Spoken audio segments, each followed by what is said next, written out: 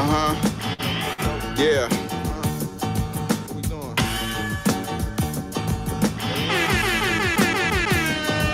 Bearded conversation, homie, tap in. Why you hate? You already know we locked in. The world's greatest. Broadcasting live and they love it, but don't judge it. Good evening, good evening, good evening. Grand Rising, Grand Rising, Grand Rising. To all my overseas brothers and sisters and all my in-state melanated brothers and sisters, how everybody doing, man? Welcome, welcome, welcome to another episode of Bearded Conversation. How we doing tonight, man? Hey, first and foremost, big ups to all my followers, fans, viewers, and subscribers. Don't forget to like, comment, subscribe, and share the video, y'all. Secondly, man, big ups to the best moderators in the game. Y'all know who they are. Young boy, my Bucks, Master Teacher Fox Down, TLS, Preston McKenzie, a.k.a.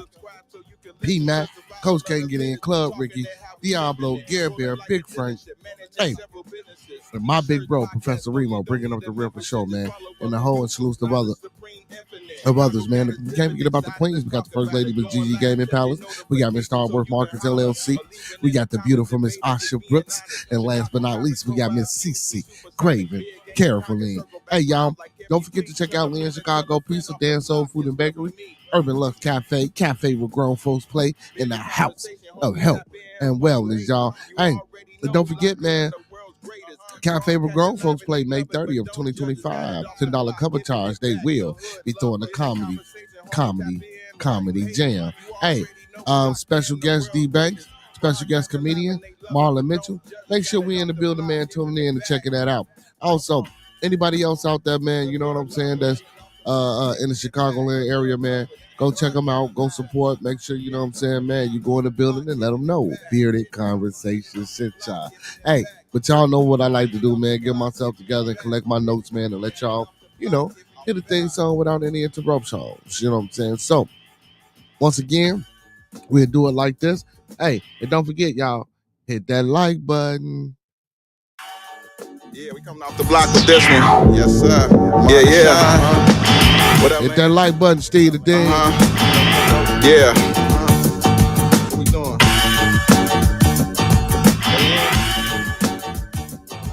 Bearded conversation, homie, tap in. Why you hate?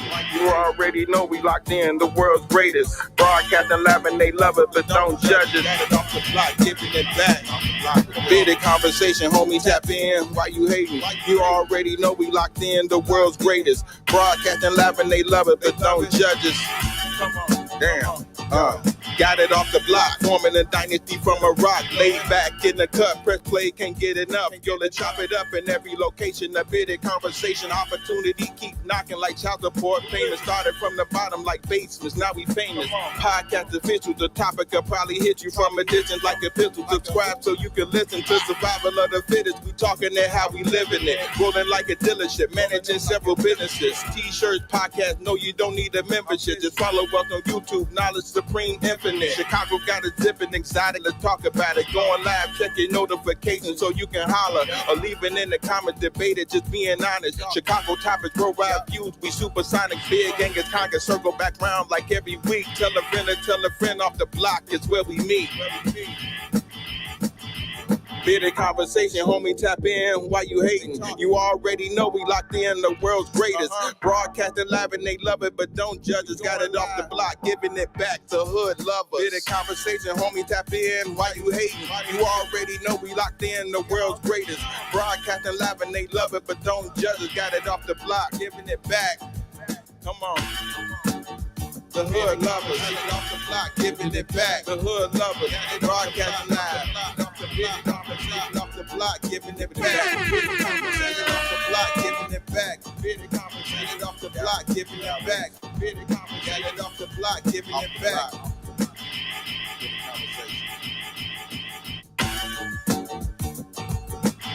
Yo.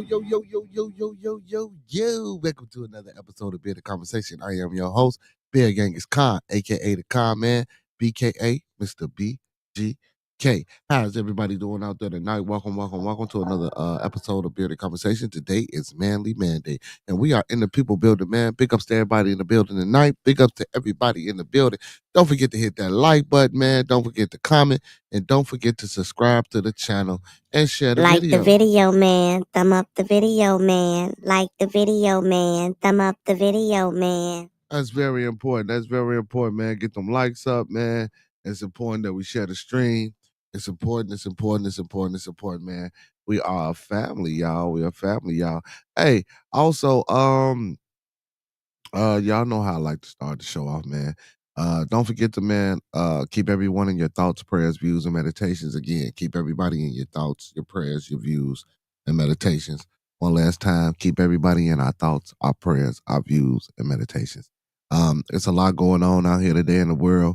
As we know, man, as I mentioned a few times, here past last week that, I just got two relatives that one been diagnosed with cancer, pancreas cancer, and the other one, health is not, doing so well, and it's about time to, you know, um, but again, memories, man, never forget those memories, never forget the good times that you have with people, and again, just know, nothing is forever, man. Nothing is forever, and we can touch and we gonna speak on that, just a little bit, as the night go on, but and again, also, man, don't forget to be living and striving for those key components of life. That's love, peace, respect, motivation, and inspiration.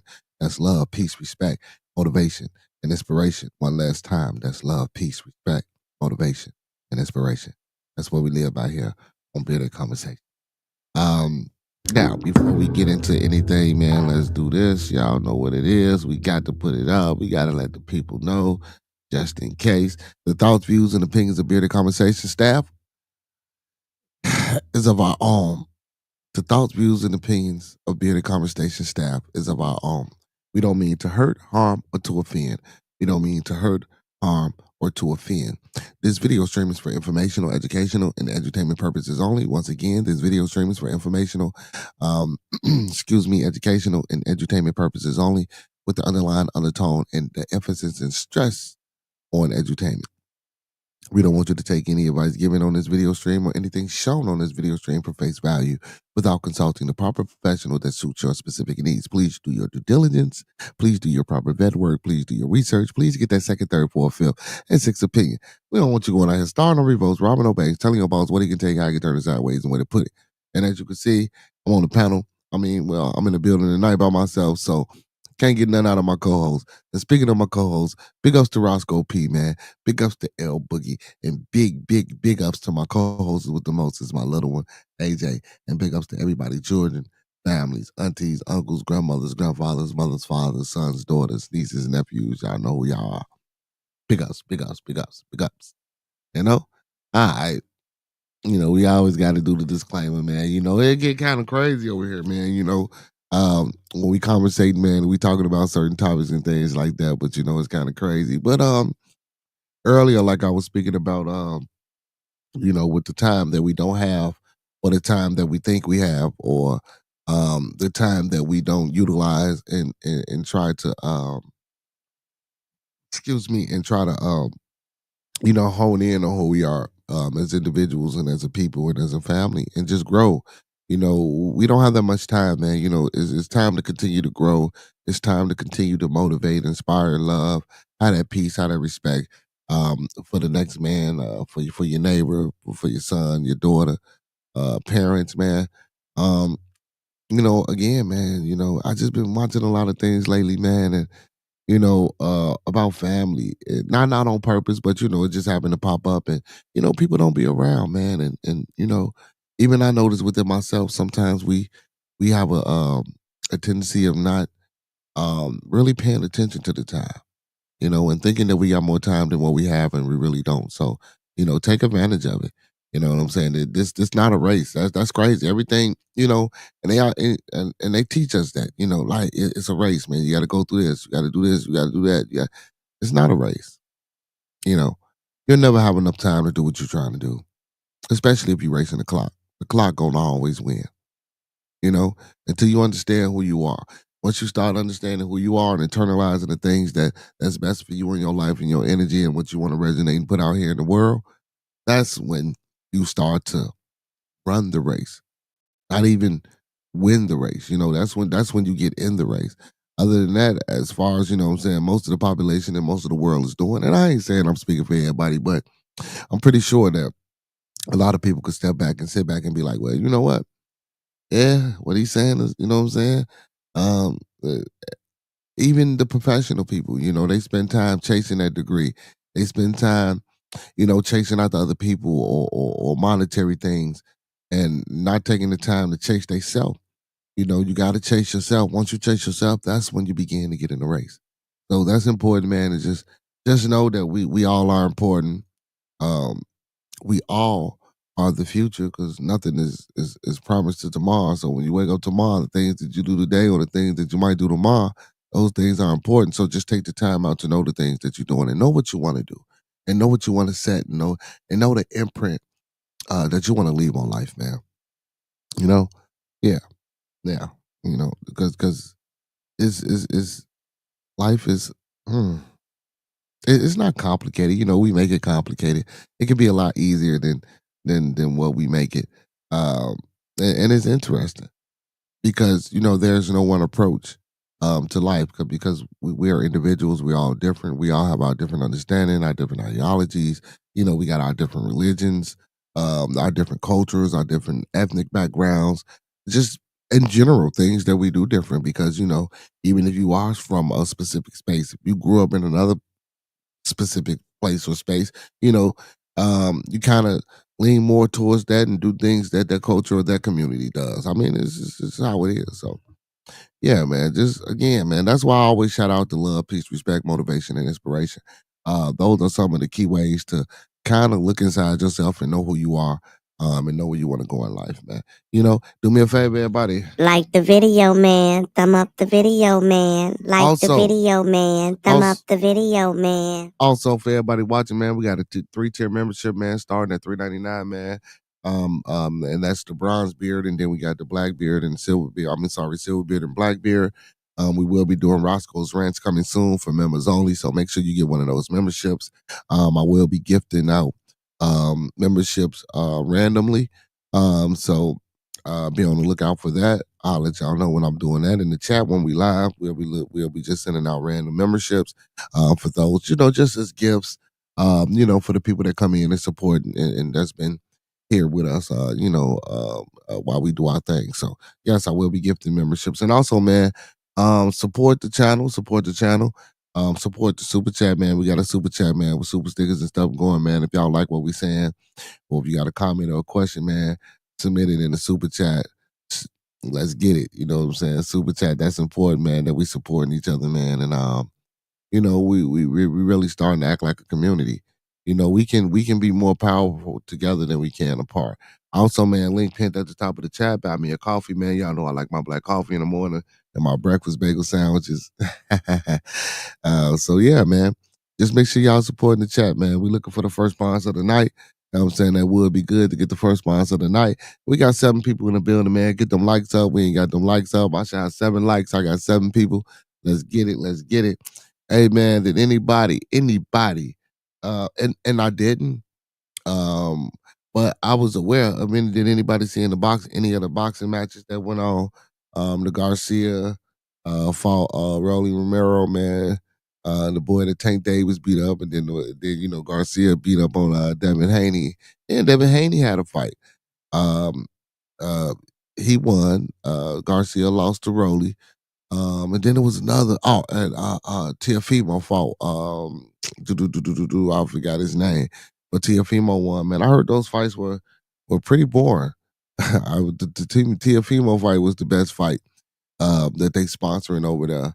That the what they say earlier, Your Excellency. Saying them sheiks over there in the Emirates. I didn't see the fight, so I don't want to. I don't want to give any misinformation or nothing like that about the fight. So I will go back. I tried to watch them, the replays, but I couldn't get them. But boxing, from what I watched about the reported fights, boxing is becoming a lost art, a lost style. And a lot of people are not interested in boxing due to the fact that UFC is now a big thing, and then this is not only the UFC, but then you have the Strike Force and a few other, And don't get me wrong, man. I love boxing, but the UFC just give you a little bit something as far as if you into that, you know what I'm saying? So, but I'm into both, but I just think, it's just not enough people that's influenced into, being boxers or just influenced into uh wanting to learn that style and that craft, man. Boxing is a beautiful combat sport. It could be a little bit pugilist, but I mean again, shit, UFC can't. I mean, you get more blood and treachery with UFC than you get with heavyweight boxing matches, or for that matter, any boxing match. Don't get me wrong. Not saying that them boxing boys don't get lumped up and taking them body shots and taking them shots to the head, because what I'm saying, it take a lot to get in there and do that. But again, like I say, boxing is really becoming a lost art, man. I believe now people just coming into boxing trying to get some quick money, a quick name.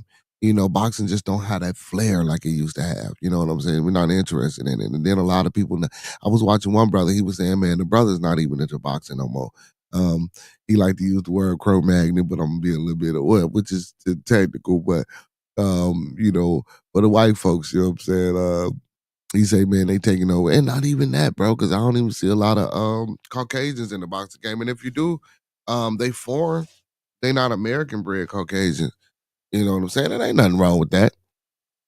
You know what I'm saying? I like to see the different, Indians and Ukrainians, like how we had the Klitschko brothers, and then how we had the gypsy dude that knocked out my man Chocolate, was it the Chocolate Bomb? I forgot his name.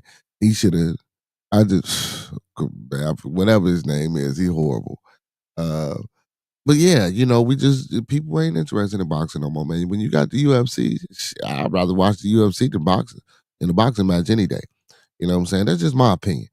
Um, what y'all think out there? UFC or boxing, man? UFC or boxing? And the heavyweight division of boxing is like heavily depleted. If anything, if I was to watch a boxing match, oh man, the boxing match that I'm looking forward to, y'all, is supposed to happen September the 12th of this year. Terrence Crawford versus Canelo at 168. This fight should have been happening. This is what we waiting on. This is what I've been waiting on, man. Hey, for anybody that just joined the stream or just jumped in the building, man, big ups to you. Today is Manly Manday. You know what I'm saying? We cater to the men today, mental health period in general. We talk a little sports, we talk a little this, we talk a little that. Also, man, this is an open platform, open panel, open stream. If anybody want to come in the building and join the conversation, man, got something they want to add to the conversation, or if you've seen the fights or any other playoffs games, man, feel more than free to come in. And give you a viewpoint and your aspect on the things that took place over the weekend with like I say, with the NBA playoff games or any one of the boxing events, if you may have seen them, or just anything in period around them, man. If you got a type of discussion that you feel like you need to speak on, or that you feel as though we here on Bearded Conversation don't touch on it up or don't talk about it all, feel free to hit the link in the chat, come in the building and talk about it. You know what I'm saying? Most definitely. So if, like I say, man, if any of you guys seen any of the playoff games this weekend or any of the boxing matches, man, on the sports side, man, feel free to hit that link in the chat and come in the building, man. If not, type it in the chat, you know. Or, like I say, come on the panel. I ain't been keeping up with baseball, but I know the Sox ain't doing good, and I know my Cubs. I think last time I checked, they was leading the division, but that might have changed. Big ups to my Chicago Cubs and big ups to the White Sox, man. Um, it's baseball season now. I really, man, I used to be. I ain't gonna say a heavy baseball fan, but I used to be really into baseball, man. I don't know, it just ain't the same no more. So I stopped. Baseball been going on for a while now, so you know, we gonna see what's going on. But man, the Clippers, you know what I'm saying, lost to Denver. So Denver's moving on to the next round to play OKC. The Clippers, man, Harden was 2 for 8. I believe Leonard took 13 shots. That's insane. I want to blame this on Ty Lue, but I'm not gonna blame this on. Well, you know what? I am gonna put some of the blame on Ty Lue. And the only reason that I put some of the blame on Ty Lue is because you're the coach. And like people tell me, man, when things are good, you get all the praise. When it's go bad, it's on you. So yeah, Ty Lue, man, I think he could have did a better job of mentally, not physically or basketball wise, preparing Kawhi and Harden. Because this is the thing for Harden, man. Every time Harden gets into the playoffs and they get like this, It's crazy because he lose. Um, I ain't gonna say lose the pep in his step, but every game 7, man, is like he disappeared. 2 for 8 is insane. I mean, come on, man. This is a playoff game. This is a go home game. This is a game where you should be out there shooting. At least you should at least put up 30. Well, I ain't gonna even say 30. At least 27 shots. You know what I'm saying? Kawhi Leonard the same thing. Y'all trying to, man, come on, man. It would have been nice to see the Clippers win one. And Will Harden ain't got a ring, but Kawhi does. But it would have been nice for them to carry their team over that hump, man, to go play that boy SGA. SGA, you got a tall task coming up against you with Murray and the Joker. Oh man, the Westbrook coming off the bench, he contributed 16 points to that victory over the Clippers. Murray also had 16. Joker was like 26, 10, 8, and 10 or something like that. Damn near another triple-double, doing what he always do. I didn't expect this game to go. Honestly, I did expect this game to go 7 series. I honestly had counted Denver out. Denver got a little bit more testicular fortitude than I thought, and they hung in there, and they did their thing. Big ups to them, so I can't wait till they play. So now we just got Minnesota and Golden State. Golden State beat the Rockets. Man, listen, Rockets is a young team. They had the motor going. They had their foot on their necks. They just don't have no veteran leadership, I would say, besides the coach sitting down next to him. I believe if they had a little bit more veteran leadership, the Houston Rockets, that boy Green, and Green wasn't even a star. Green was sporadic. Green wasn't consistent throughout that playoff. He had 34 points, 39, something like that one game. The next game, you don't see him at all. I forgot the other 2 young guys on the team with him. Armin, what's his name? Armin Thompson. His brother Asar plays on Detroit out of the playoff. And big ups to those twins too, man. Big ups to those twins, man, for making it to the NBA. Man, and they both on professional teams, man. But yeah, I think they both need to get back in the gym, man, and work on some skills, some ball handling, some post moves, and a little bit of, and a little bit more quickness and some footwork. Not saying that they don't have it, because they do, but just just work on some more fundamentals of the game to really help elevate their game.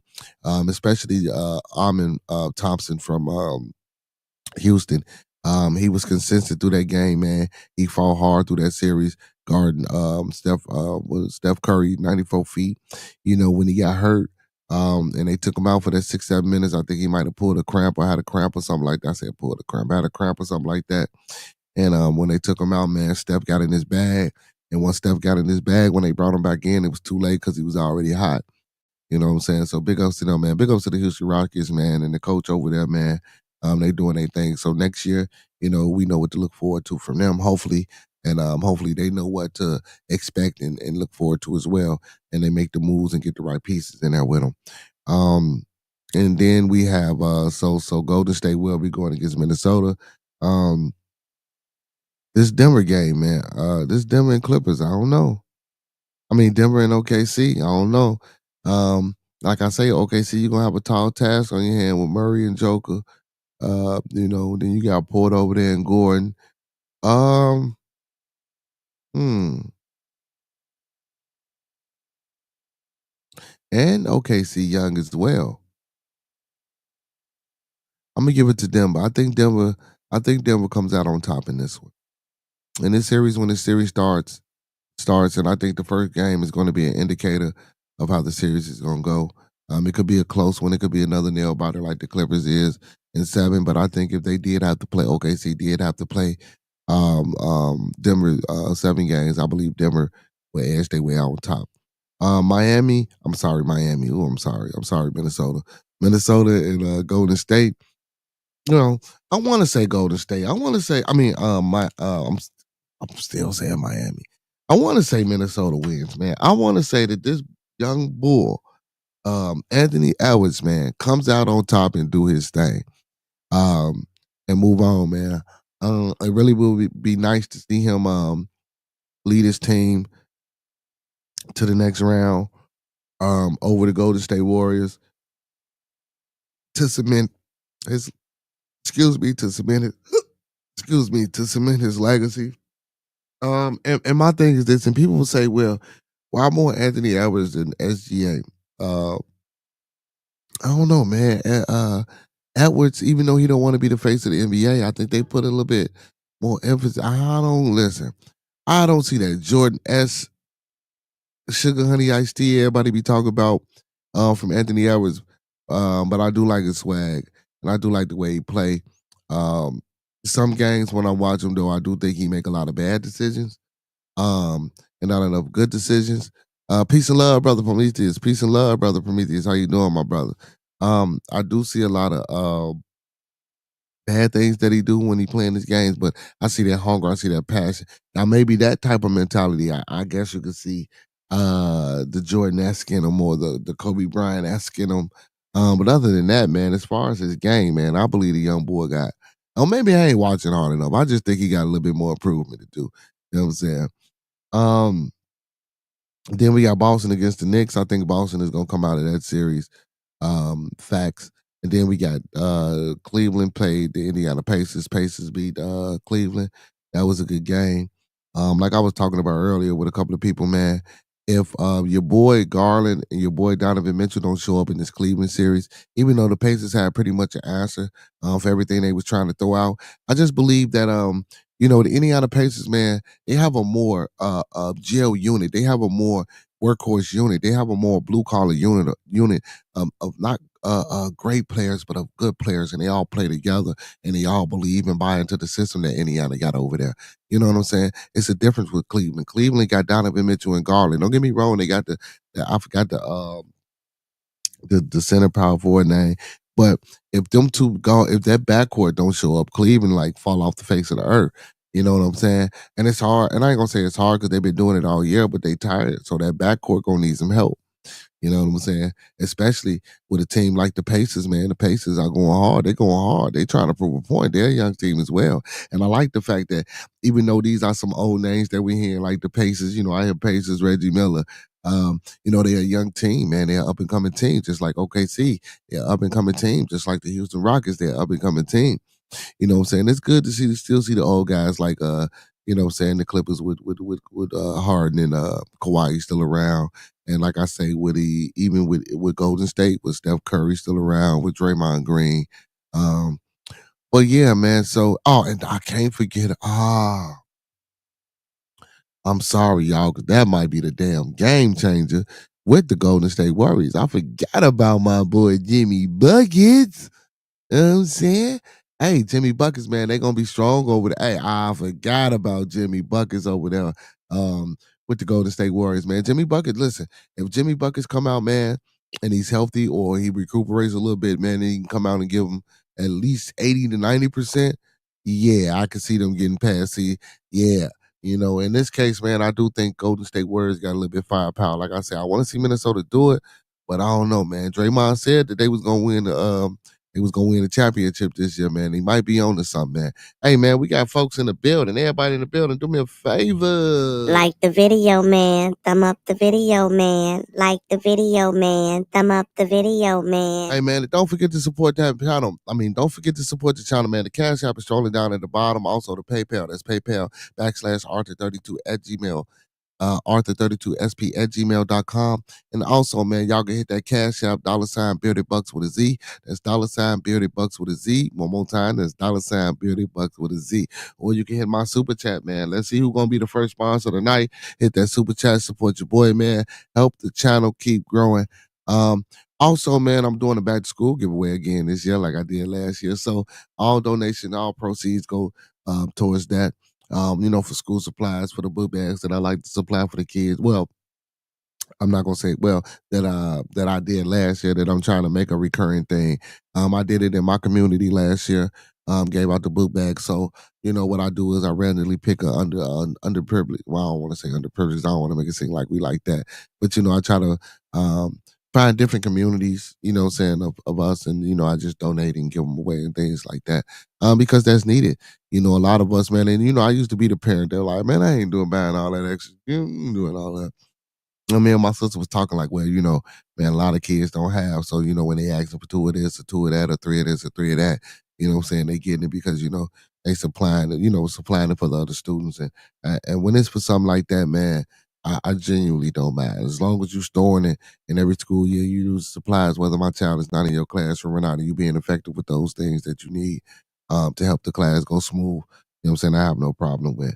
I know a lot of. I used to be, I used to be one of those parents like, what the hell? And don't get me wrong, man, because I always help out, but I just don't understand. But I understand that everybody ain't.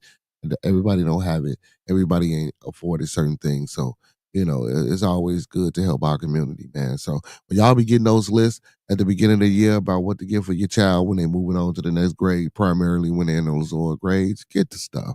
Don't complain. Don't talk about the next parent and what the next parent can do because we don't know everybody's situation and they might not be able to do it. You know what I'm saying? But yeah, man. But Golden State and Jimmy Buckets, man. Damn, I forgot about Jimmy Buckets. Now, if Jimmy Buckets is in play, I think Golden State gonna win. But I want Minnesota. You know what I'm saying? That's what I think. And out of that Indiana, and Cleveland game, listen, if the Boston Celtics get past the New York Knicks, which everybody on paper banking and thinking that they should do, I don't know because Bronson coming to play. I don't know, man. We getting playoff. What's my boy name? Big Tall Mella. We getting playoff cat now. You know what I'm saying? Hey, we doing. Hey. I don't know. It might be hard for Boston over there, man. You know what I'm saying? Might be hard for Boston, but I do think the Pacers and the Cleveland Cavaliers coming out of the East, I do think they got the potential to beat the defending champs. I think they're gonna move through the Knicks, but I do think they have the capability of defeating the champs, man. So I don't know. It's gonna be interesting, man. It's gonna be interesting. The NBA season ain't been that interesting, y'all. But the playoff series and the matchups that have been taking place has been pretty interesting. Pretty interesting. I see this is the most entertaining part. I bet you there's been more people watching these playoff games than anybody that watched the season game. 'Cause this is crazy, man. Hey man, but let's get into it. Hey, also, man, big ups to the family that's in the building, man. Don't forget to hit that like button, man. Don't forget to thumb up the video, share the stream, man. Tell your peoples, man. Pull out your phones, man. Share with 3 more people. Tell them 3 more people to share with 3 more people. And let's keep it going, man. And hit that like button, hit that subscribe button, man. We're trying to get to 1,000 followers before the end of this month. It's a journey, man. Ride this journey, ride this wave with me, man. When y'all get on the bus, when y'all go to church, when y'all, you know what I'm saying, go to family functions, pull your phones out, ask them, man, y'all ain't up on beard. Oh man, let me woo. Pull the phones out, hit it, sub up to the channel, man. Tell them they can come on. You know what I'm saying? We do something for everybody. Also, man, don't forget every Friday, man, to check out our we do a music interview. So I got a young brother lined up for Friday. You know what I'm saying? Once I go over the details, I'm sorry, and get back with the young man. And I'll let everybody know what's going on with that. So hopefully we should be able to do that this Friday for Bearded Studios, 9 p.m. Central Time to 12 p.m. Central Time. Sometimes we run it a little bit over. Saturdays, man. I'm gonna come back to my Saturdays, but I'm just gonna bump up the time. I usually go from 11 to 5. I'm probably gonna start going from 9 to 2 to bump up my time, man. Because I work on the weekends now, doing some things. But don't worry about it, man. We're gonna bring it back. But my son prom was last Saturday. Big ups to Josh. Big ups to Josh Yellow. Man, my boy was fly, man. My boy was fly. Also, y'all know before I read this article, I had a football game over the weekend. We got crushed 36-0. Man, my fullback fumbled the ball twice. My running back fumbled the ball. Well, my backup running back fumbled the ball once. Man, and my fullback got out. Yeah, I seen some potential and I seen some good things. That happened. It took place. My tight end caught a pass, but he's slow. He didn't really get up out of there, do nothing. It's I don't know, man. Just got to go back to the drawing board, man. The team that we played wasn't. I don't know, man. I don't know.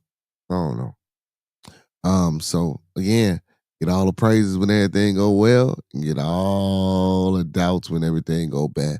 So right now, and that's not only from outside people, that's even from within myself. Now I got to go back to the drawing board, see what's going on, readjust a few things, and see if I can pick up some few key pieces, and also work the hell out of the pieces that I already got, until I can get an understanding, and realize what we got going on. And I need the kids to realize it too. You know what I'm saying? But other than that, man, we still have fun. We went out there, we did our thing. I wouldn't say we played to the best of our abilities, or the best to our understanding. But we did play. I'll say that if anything. Um, but yeah, man, we got a game next Saturday, which I probably won't be able to make because I got to go to work. But hopefully, they do better this up and coming weekend. And we went out there and performed in Elgin, which was disgraceful and horrible. Um, and I do take full accountability for the loss. And I just got to work a little bit harder, a little bit, get a little bit more discipline, and get my team together. You know. That's all I can say, man. That's all I can really do. To get back, what I'm saying, get back on top. It's just one loss, man. You don't let it hold you down. That's when anything, just like I was talking about earlier, I'm saying, with the time that we don't have. We can't harp over the small things. We don't have enough time to harp over that. We just use the time that we have to get better and to keep pushing and move on. Yeah. So yeah. Hey man. So y'all, Shador Sanders fan sues the NFL for 100 million over emotional distress caused by a low draft pick. Hey, that's insane. That is insane, man. That is insane, y'all. Are you Hey, but you know what though? I did say that fine, that 200 what was it? What was it? 250,000 fine that they gave to the Atlanta Falcons organization, and then also the $100,000 fine that they I'm sorry, yeah, the 100,000 fine that they gave to Jeff Over. I do think um Cam said, man, at least half of that should go. Nah, man, all that should go to Shador Sanders. I think this was some craziness that took place with him going in the fifth round. Hey man, Cody, man, if you ain't got nothing to say, if you just finna come up on the panel and just sit here and you ain't really conversating tonight, man, I'm on a different vibe tonight, brother. So if that vibe ain't with my vibe, respectfully, brother, I'm gonna have to decline you. I'm gonna bring you up, but if it's anything other than what we trying to build upon and do, I ain't for it tonight, bro. What's going on? What? What you mean? What? I'm just saying, man. I'm down. Man. We vibing, man. That's all. I just want good energy tonight. Usually when you come up on the panel, man, um, you didn't already partook in your party favors and stuff like that, man. We just trying to have fun tonight, man. Be a different vibe and conversate. Did you see any? Did you watch any? Right now, we talking. Before I was reading this article, but did you watch any of the NBA games this weekend? I'm watching it right now. What you watching? New York Knicks. New York Knicks. What's the score? What's the score of the game? Oh, New York Knicks won. How about Oh, the they Denver all. Nuggets though? So the Knicks beat Boston tonight. Okay, this was the first game, y'all. We were just talking about it. I told y'all I thought Boston was gonna run through the Knicks. I honestly thought. I did too. I did say it should be a good series. Yeah, I did say it should be a good series, and we got to watch out for 'em because again, man, the Knicks, man, with Brunson over there, like I said, we got playoff cat now. You know what I'm saying, and a few other pieces. Yeah, the Knicks might can knock them off. Knicks might come knock them off. But yeah, but this is crazy, man. Shador Sanders fan sues NFL for $100 million over emotional distress caused by a low draft pick. You can sue for anything nowadays, but hell, even he ain't suing. And I figured, if you know what, and if he didn't get drafted, I believe if he did sue, I was thinking that should have been one of the things that I would have been doing, trying to sue. I don't know why, but fuck, if a fan can sue for emotion, I'm just saying, Cody, if a fan can sue for emotional distress, why could the so let's get to this article. A crestfallen Shador Sanders enthusiast is suing the NFL for 100 million over the much hyped quarterback disappointing fifth round draft pick, The much claiming hype. Hype. claiming he suffered emotional distress and trauma as a fan and consumer, being a 23 phenom, because the 23-year-old phenom wasn't selected earlier. I'm not gonna say he was a phenom. We not gonna say that. Now listen, um, uh, mm, I do think he didn't deserve to get picked in the fifth round, but I ain't gonna say he a phenom. He a decent player. You know what I'm saying? I ain't gonna say he a phenom. It was immediate frustration. The fan who filed the federal wow, this is a federal lawsuit. Is John Doe told the Independent on the condition his real name not be published. This guy projected to be the first or second pick, no later than the top 5, which I said, and had to watch mediocre players be chosen before him. It was frustrating. John Doe, 55, described the draft day as one of the biggest days of a player's life. And to have the NFL owners collude and not draft him, it was mentally frustrating and debilitating. Doe, who said he had no personal connections to Sanders, went on. For them to believe that they can just do this and there's no recourse, it has to stop. Um, so for me though, like you're the fan, is he sound like a hell of a lawyer. You know what I'm saying? And again, if Shador didn't get picked, I believe Shador probably could have had a chance to get a little money about and saying fuck the NFL and not play at all. If he could have got the lawsuit. But I'm just saying, he there. Let's hope he get a chance to play and do his thing. We don't want no lawsuit Shador's. I'm pretty sure the Sanders family don't need the money, but again, Still don't want it. it's probably about principle. So the Cleveland Browns ultimately picked up Sanders, a standout player at the University of Colorado, and the son of NFL legend um, and current Colorado head coach Deion Sanders, 144th overall on the third day of last month's pro draft. Multiple Like reports. it's Easter or something. Fuck out of here.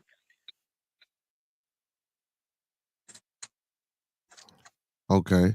Multiple reports blame Sanders' allegedly vainglorious attitude during the pre-draft process as a major reason for his regrettable showing.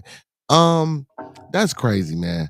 Like you don't want to, and I get it. Now, coming from a professional standpoint as being a league owner or GM, you want that cockiness, you want that arrogance, you want that confidence inside of the locker room. You would want a player that would exude a certain type of leadership inside of that locker room. I do understand that. Now, also, you don't want that arrogant, too overly confident, prima donna player inside of that locker room that can potentially cause a virus or a threat and can potentially, do harm to your locker room. And I do understand that too. But to say that he interviewed horrible by displaying his confidence during the draft selection is insane. Because again, it's still all about a chance. Now I know you get this a lot. Well, I'm not saying you guys might get this a lot, but I know you guys may have heard this. Some people say, well, I can read people and signs and all this and that and the third. You mean to tell me out of all the people or all the teams that he sat down and had this interview process with, no one felt as though he would be a good fit inside of their organization, even though some organizations needed a quarterback and still need a quarterback and didn't draft one? That's insane. And even so, even if you felt that, guess what? That means we bring in a coach or we got a veteran on the team and we put him up under somebody and they give him some proper tutelage and teach him how to be a And professional. shut up. What'd you say, Cody? Like, is there a process? Is there a process for me to fucking send you a song? No, it's not a process about you sending me a song. This ain't song night, Cody.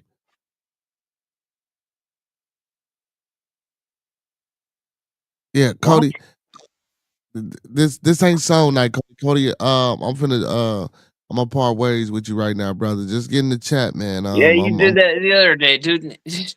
Fuck this. Yeah, yeah, right. Because you don't have nothing to add. I'm not trying to do this tonight, brother. We conversate, man. You just up on the panel. You sitting there. You don't have nothing to add. Every time I come back to you with some I mean, no, man. We ain't doing that tonight, brother. Not tonight, man. I'm tired, man. I'm tired. I ain't fighting nobody tonight. But I got you. Matter of fact, here, do this, man. I don't even care. Because it's already there. There you go. That's for you, Prometheus, right there. That's right there, right there, right there, right there. Um, but again, man, they didn't get a brother a chance, man, to see if how he could have been inside of the locker room. So I don't know, man. Hopefully he get his chance though. So one of the front office executives told NBC that the pro hopeful behaved as if he was being recruited, not as if he was being interviewed for a roster spot. So, and again, in the response of recruiting and roster spot, that's basically what you guys are doing. I get it and I understand what they're saying, but y'all recruiting him for a roster spot. You know what I'm saying? He came in. Well, I don't know. I would have to see some tapes of some of these processes or some of these interview of this interview to understand how it go or to see, you know what I'm saying, how he act before I could actually try to I brother Prometheus, before I could actually try to actually decipher what went on inside of the interview. We don't know. But again, I'm not gonna say they wrong. We don't know how he conducted himself. And again, maybe that difference is what turned everybody off to him.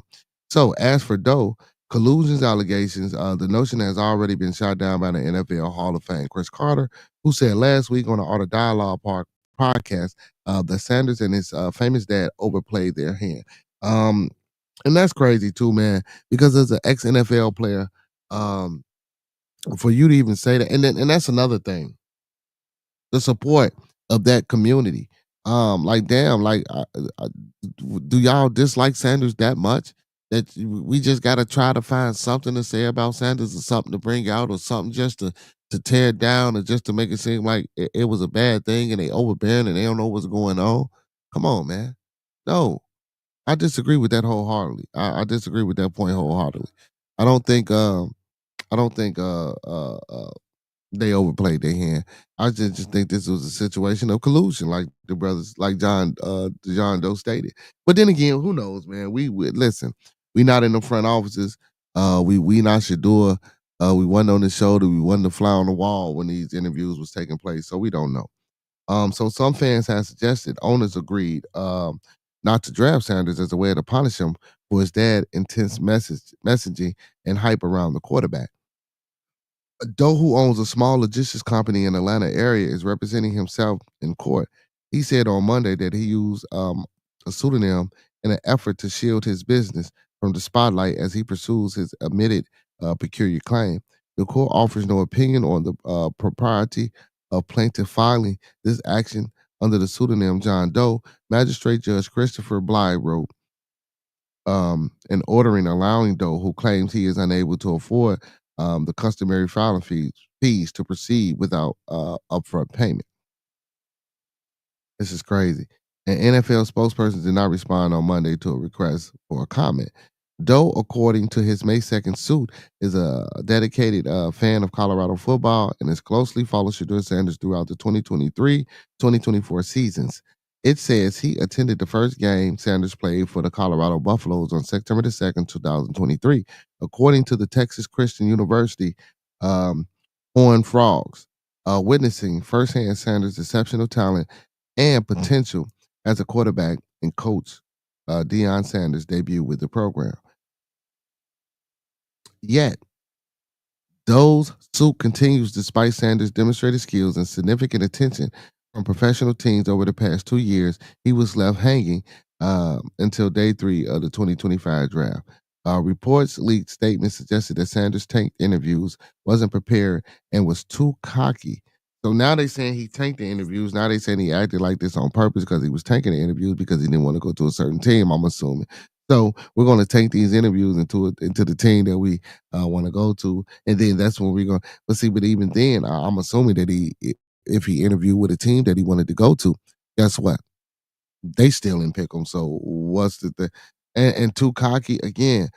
I don't know about y'all, but that cockiness, that arrogant, that self-confidence, don't get me wrong, I know sometimes it can take you down, but you need that and you want that in the locker room. I'm telling you, you need that and you want that in the locker room because I coach youth football and a lot of these kids are uncompetitive nowadays. They don't have that cockiness. They don't have that zeal. They don't have that, you know what I'm saying, robust energy to, man, it's different nowadays.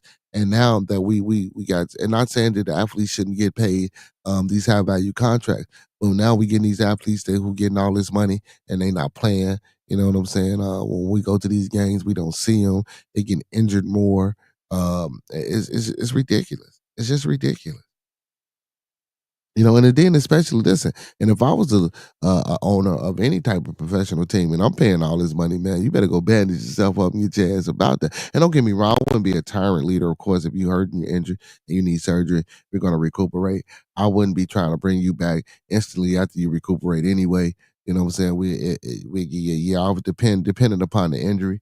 You know what I'm saying? If it's a 60-month injury, we're going to give you at least 18 to 24 months off.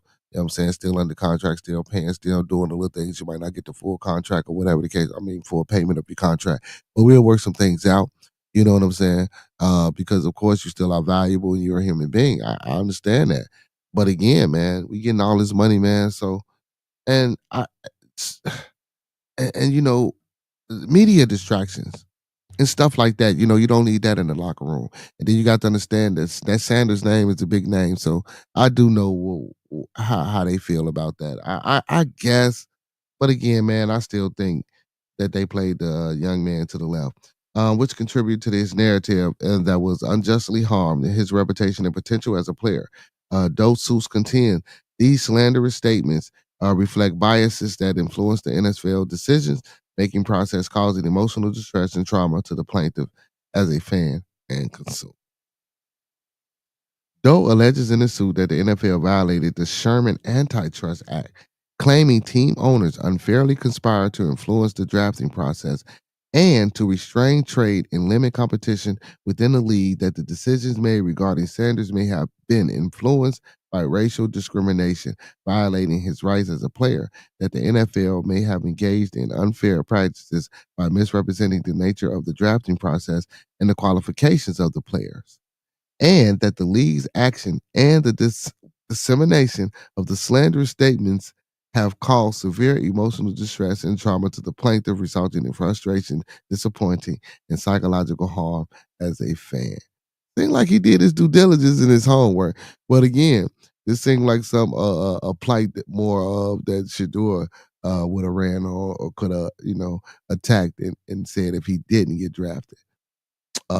Aside from the $100 million in punitive damages, Doe is seeking for the impact of the NFL's actions of his emotions and well-being. He is also asking the NFL for a formal acknowledgement regarding the emotional distress caused by their actions and statements, and apologize and retraction of the slanderous statement made about Shador Sanders and the implementations of a fairer practices in the drafting process to ensure talented players are recognized and given opportunities based on merit. And again, like I stated, even if they did feel like that, get a young man a chance to see if he can work out in your program. Because, it's still a learning curve for everybody, man. It's always a learning curve. Always, always, always. No, he can send a song. He could have sent the song Prometheus. Listen, I don't have a problem with him submitting the song Prometheus. Bro, I just said that comment. He can most definitely send a song Prometheus, but that's Friday and Saturday. That brother done been in the building long enough to know that we do music on Fridays and Saturdays. Monday through Thursdays is Bearded Conversation Time. That's the title and the name of these shows. Every Monday through Thursdays, we got Bearded Conversation 9 p.m. to 11 p.m. Central Time, and every Friday we have Bearded Studios 9 p.m. Central to 12, where we interview artists and highlight other artists' music and people with other people as well. So so specifically, even on Friday specifically, it's about that individual artist. But I'm trying to gain a community where everybody can come in and ask the artist questions or collaborate with the artist. And if it's okay, if you want, I'm saying your song played on this time, that's cool. But Saturdays again is usually when I spend everybody's music. Come in, man, drop a donation, or even if you don't drop a donation, man, if you send me your music, I'll play it. All I ask is just you support the channel and keep it going, man. That's it. So yeah, man, he could have sent the song, man, via email, being link in the chat, man. You know what I'm saying? That's all. It's just that, man, I like I told him like how I came on, bro. I don't do the disruption and the peace no more, man. I'm tired of that. You know what I'm saying? I know we're a family, man, and everybody got them family members that you love, but damn it, sometimes, you just gotta, stay back there or stay over there for a while. You know what I'm saying, brother Prometheus? He could have sent the song in to me, bro. And then, Last Tuesday, he was threatening a few people in the chat. Man, we don't need all that, bro. I don't need all that. You know what I'm saying? Not right now. If people don't understand the effects of the things that they do when they become subscribers and things like this to one's channel, like with certain comments in the chat or with certain things that you get into it with the people in the chat, man, we're a family. No one is against nobody over here. No one dislikes anybody over here. It's all love. We do this for learning purposes and entertainment purposes only. So it's like, why bring that energy? And tonight, this ain't the time for that energy, man. It's Manly Man Day. It's time for us as men to take accountability and responsibility for the things that's going on in our life and our reality. And, you know, um, I just ain't for it tonight, bro. That's all, man. I just ain't for it. So let's finish this article. So, however, law professor Eugene Volokh wrote, for reasons John Doe case is going nowhere. He claims his claim of intentional infliction of emotional distress is flimsy at best, and Doe does not have the standing to bring such a case, according to Volokh. Further, he argued Doe's contention regarding the NFL supposed unfair practices is too vague to analyze. I expect the court to indeed promptly dismiss it as frivolous. Volk wrote. Doe told the Independent that he calculated the 100 million figure based upon his own emotional distress plus the amount of money that should do a loss by being the 144th pick on the Art of Dialogue. Chris Carter estimated that Sanders' late pick reduced earnings as much as $50 million. When asked if he would offer to share any windfall with Sanders, were Doe to win his case, he said he would probably donate part of the proceeds to some local football association to help the youth. That's a great gesture, even though he's. Man, I don't think Don't get me wrong.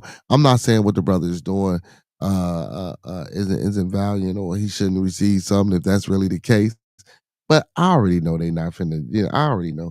But if he does get this money, he donate a large portion to youth football. That's important. Also, I want to let the community know. The community know, man. Youth football, youth baseball, youth basketball, soccer, any type of youth sport or activity, man. Just a donation with waters would be great for teams. If you know a local team in your area, I really don't do too much Gatorade, or what I'm saying, some light snacks or something like that. Just drop it off. You see them practicing, just come drop it off. Man, teams will love that, and that's just supporting what's going on in your community. So do that. You do that, y'all. You know what I'm saying? That's how I got into it. You know what I'm saying? That's how I started. You know what I'm saying? Honestly. Um, so that would be a good thing if he did that, but I doubt if they give it to him. And not because of what this other lawyer said. I just, the plight that I think he trying to I just don't think it ain't gonna work. Emotional distress. And I don't know. Hey, and then we'd be surprised shit. They might give him $1. They might give him $1. Hey man, big ups to brother Prometheus, man. Big ups to brother Prometheus, man. Hey man. Hey.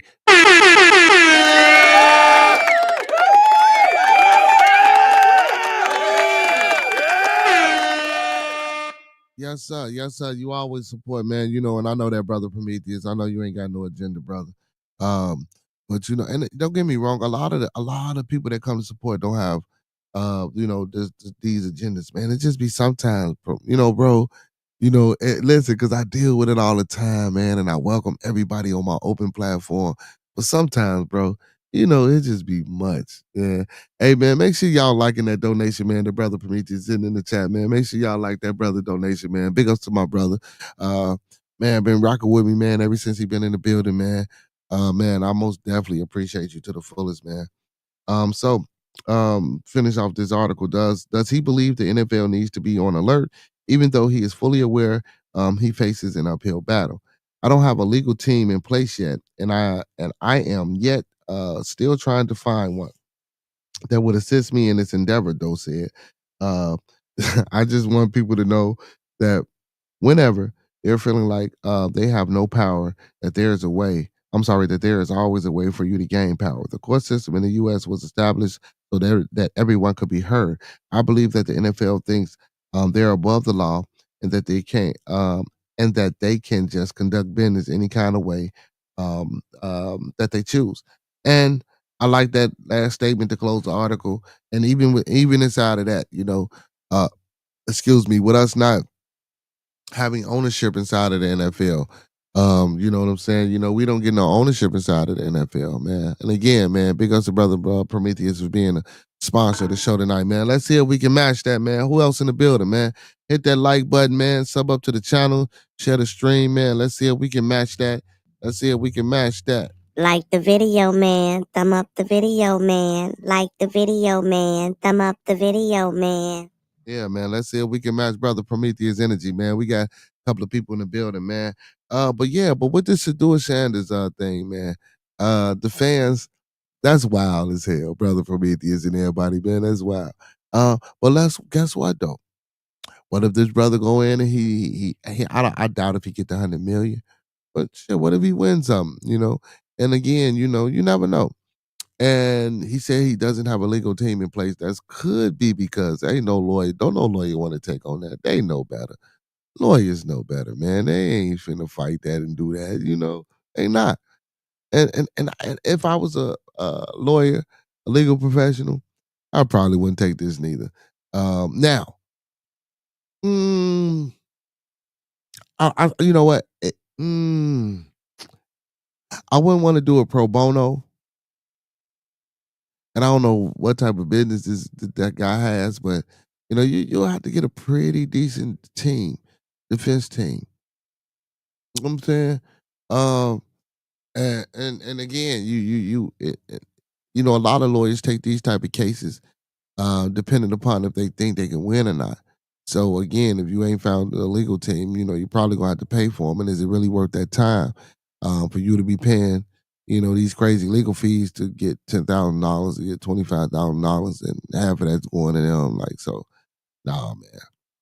Hey, but don't nothing beat a failure with a try, they say. You know what I'm saying? Unless you try, shit, you never know what'll happen. But we'll see. We'll see, man. Hopefully, John Doe get what's coming to him. You know what I'm saying? Hopefully he get what's coming to him. Hey, man, these real IDs finna hit. Hey, and matter of fact, y'all, I forgot. Happy Cinco de Mayo, y'all. I've been an hour in and tell my folks Happy Cinco de Mayo.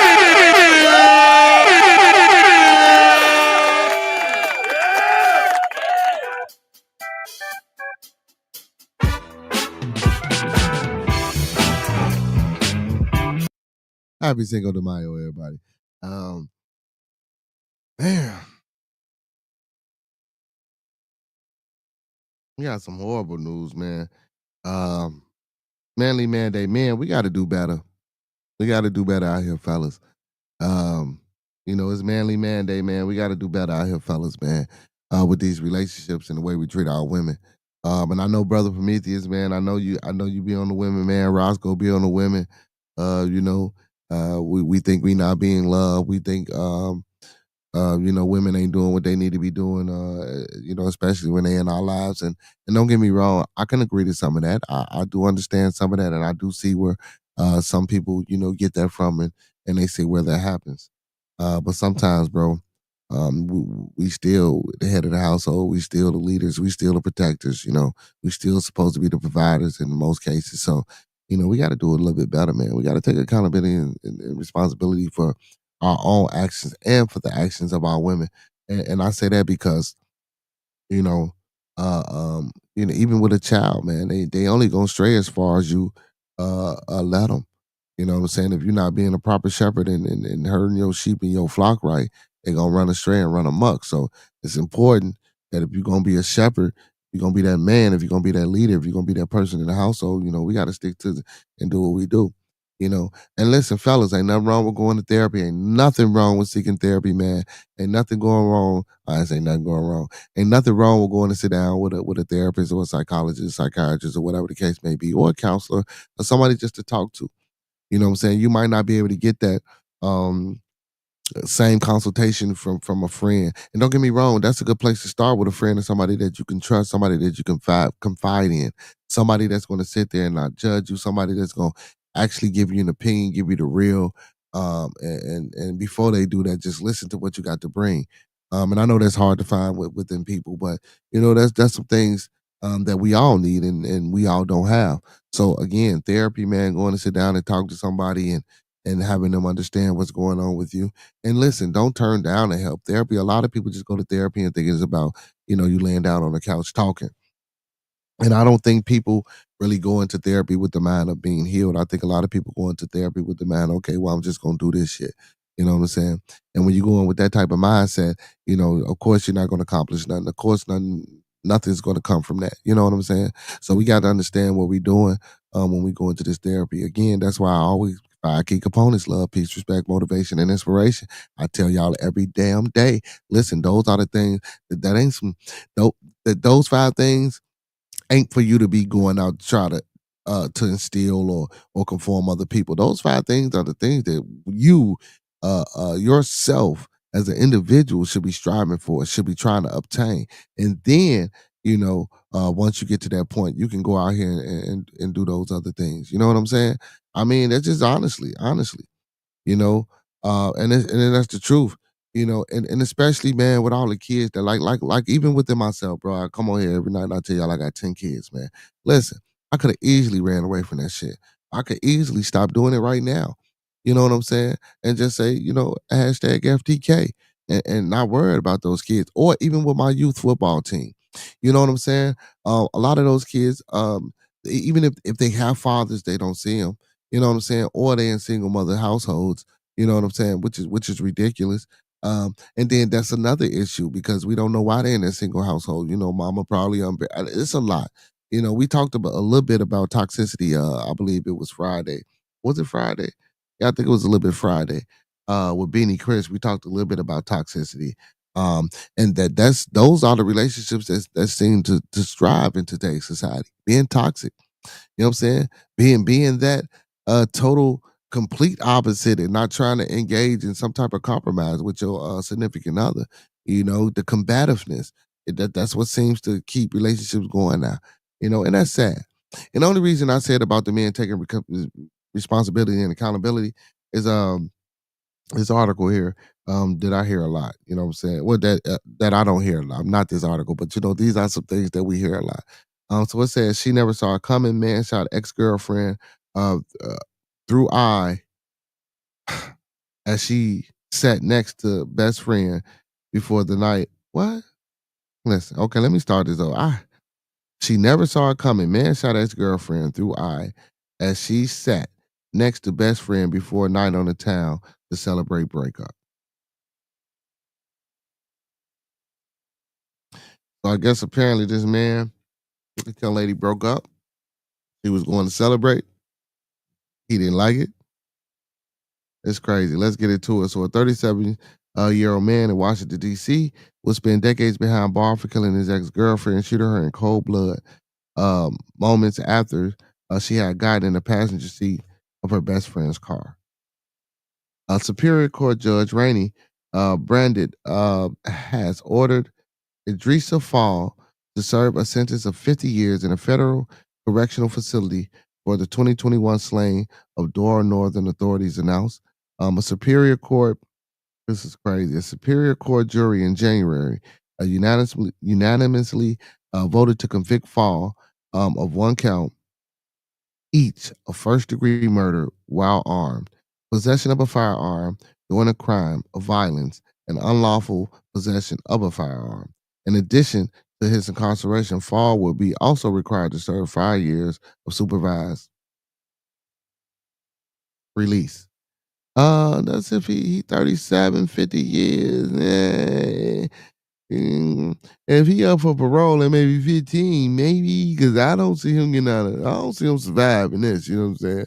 Like, so y'all already got, he will also be required to serve 5 years of supervised release. Wow.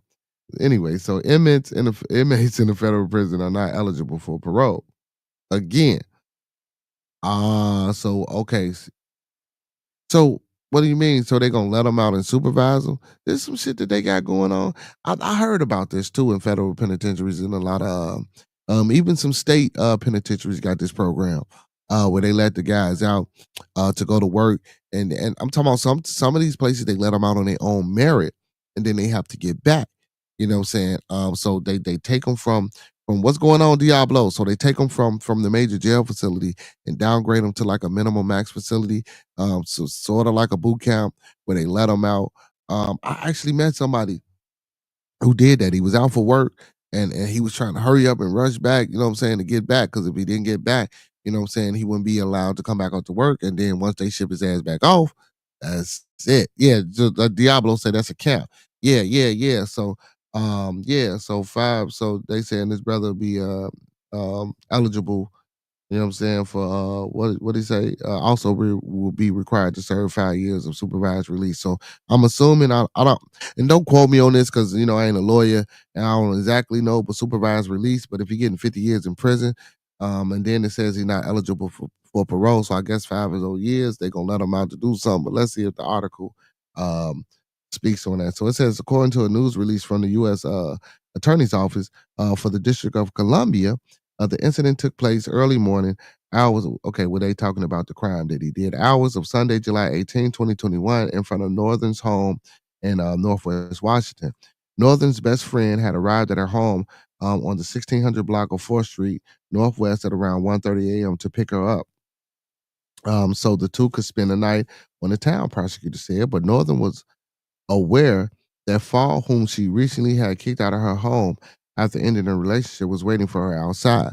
See, and then that's another thing. If you knew this man was outside, uh, yeah, we do need fathers. We do need fathers, you know what I'm saying? And we do need men to start being men, you know, brother Prometheus. I'm 100% in agreement with that.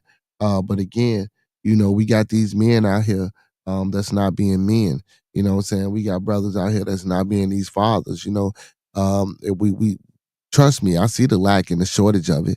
But guess what? How many of us, besides myself, or maybe besides you, or maybe besides a few brothers that I know, how many of us are willing to take that sacrifice and that chance to be a father, to be a real man, to take accountability and responsibility for a lot of these things? Even within this article that I'm reading, within this situation, I don't know if they had kids. I don't know what the situation was, but as a man.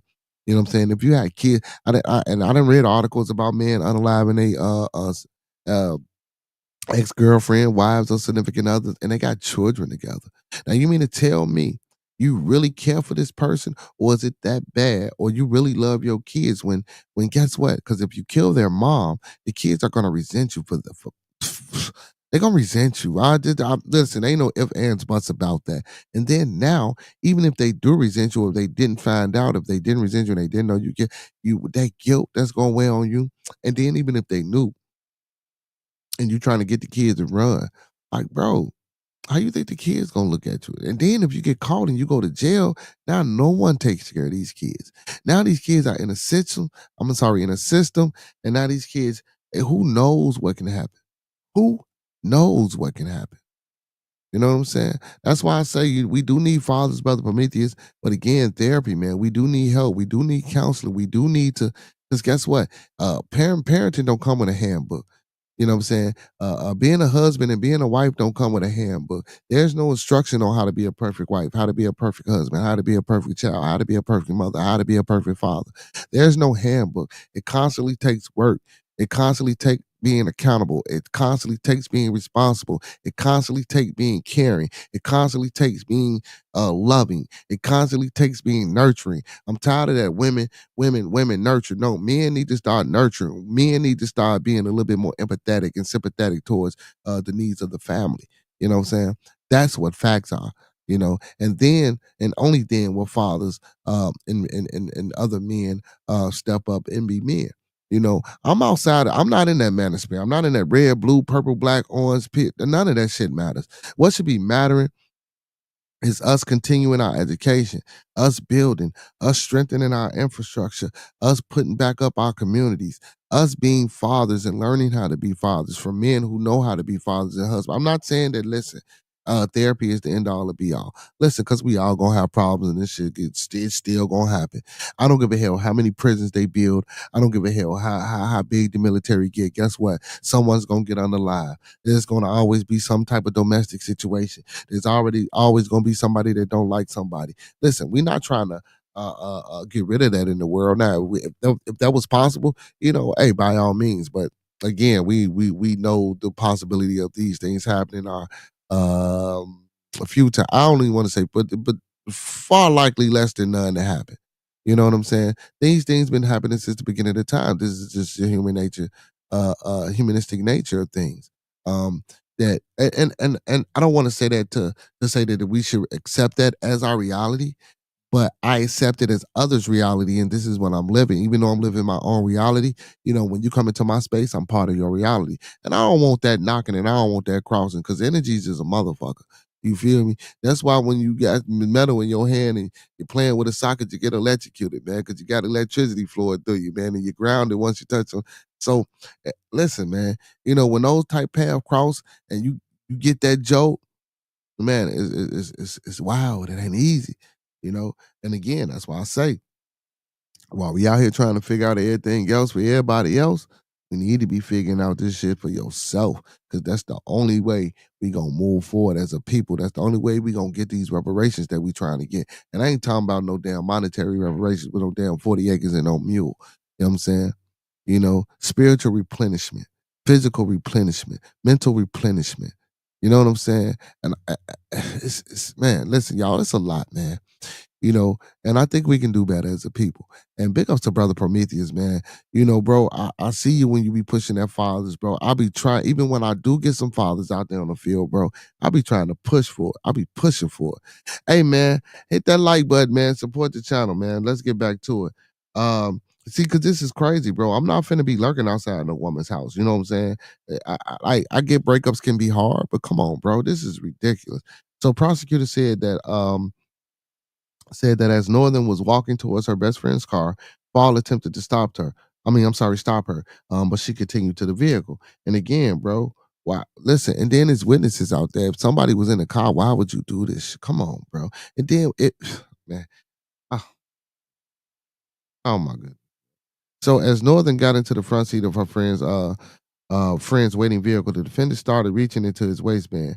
The release states, as Northern closed the door, the defendant shot her in the head as she sat next to her best friend and fled the scene. Northern suffered a gunshot wound to her right eye. Northern was rushed to a local hospital for treatment, but was declared brain dead as she succumbed to her injury and was pronounced dead later that day. Prosecutors told the jury that Northern had planned a perfect date with her best friend to celebrate her breakup with Fall, and that following the split, she was light and happy. DC witness, a local news website reported. She never saw it coming, the prosecution reportedly said during the opening statements. Northern's best friend told the investigation that Fall had said something about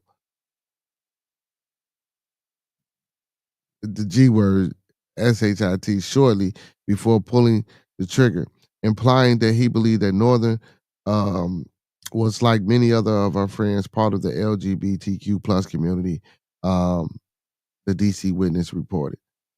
Oh my goodness. Okay. Here we go. He said Fair Time doesn't have probation or parole. Yeah, right. So they said Fair Time don't have probation or parole. They also did say that in the article.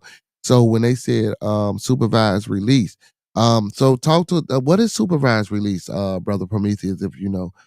Can you give me a little bit of feedback on what supervised release is, if you know? So authorities said that Fall had is okay. Authorities said that Fall had disabled security cameras at Northern's home prior to the shooting, but he was seen on other footage running from the scene on neighbors' cameras. Investigators located Fall 2 weeks later and took him into custody for Northern's murder. He remained in detention until his trial. And that's crazy, man. So now you're around tampering with the damn video cameras, bro. So not only was it premeditated, not only did you do this in front of a friend, and then obviously since the friend survived, and then what's crazy is because when you shot into the car, bro, did you not care about the other person that was inside of the car?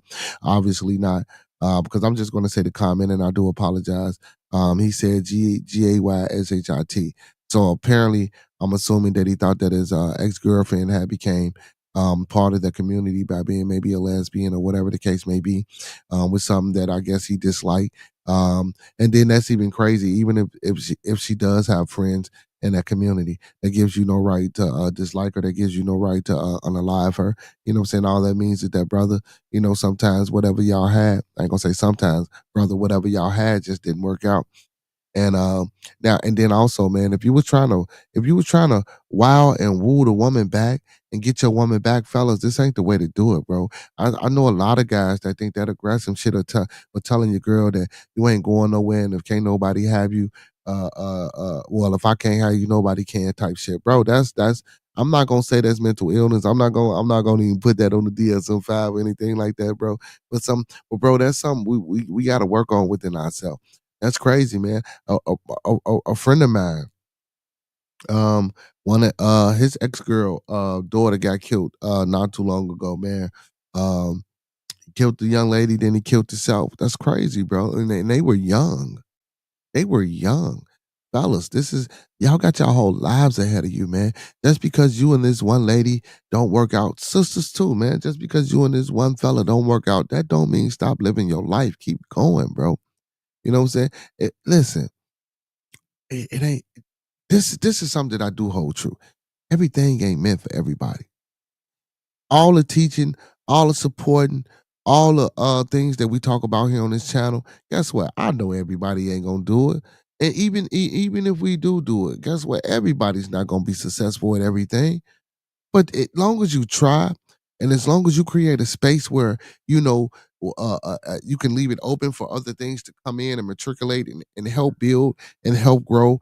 Maybe what you had going on, maybe not as big, but at, at least it's still not as small. As long as we just have these gradual, continual steps. You know what I'm saying? And I think a lot of times, man, we miss that and we overlook that and we want to just jump straight to the end. And that's not where it's at, bro. We got to do a lot better. We got to do a lot better. And like Brother Prometheus said, fathers are needed. Men are needed, man. And I want them to be needed. But guess what, bro? Brothers, we got to do the things to be needed. You know what I'm saying? Um, and that's real important. That's real important. So Fall had been facing a possible sentence of life in prison. Life in prison. So more than likely, man, hopefully, you know what I'm saying?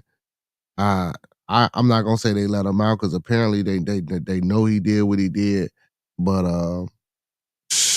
man, I just hope you know. And that's men, man. And moving right along, brother Prometheus, we on top of it tonight, my boy. Hey man, big ups to you. Everybody hit that like button. Speaking of men, brother, that we need in our community, brother.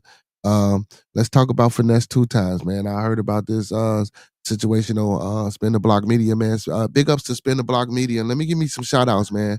To a few of the people that support me, man. Spin the Block Media, man. Big ups to DJ Designs and brother Demore. Man, over there on Spin the Block Media, man. If y'all ever get some time every Sunday at 7:30, man. Oh, and also the Queen Carly over there. Hey man, when y'all get some time, check out Spin the Block Media, man.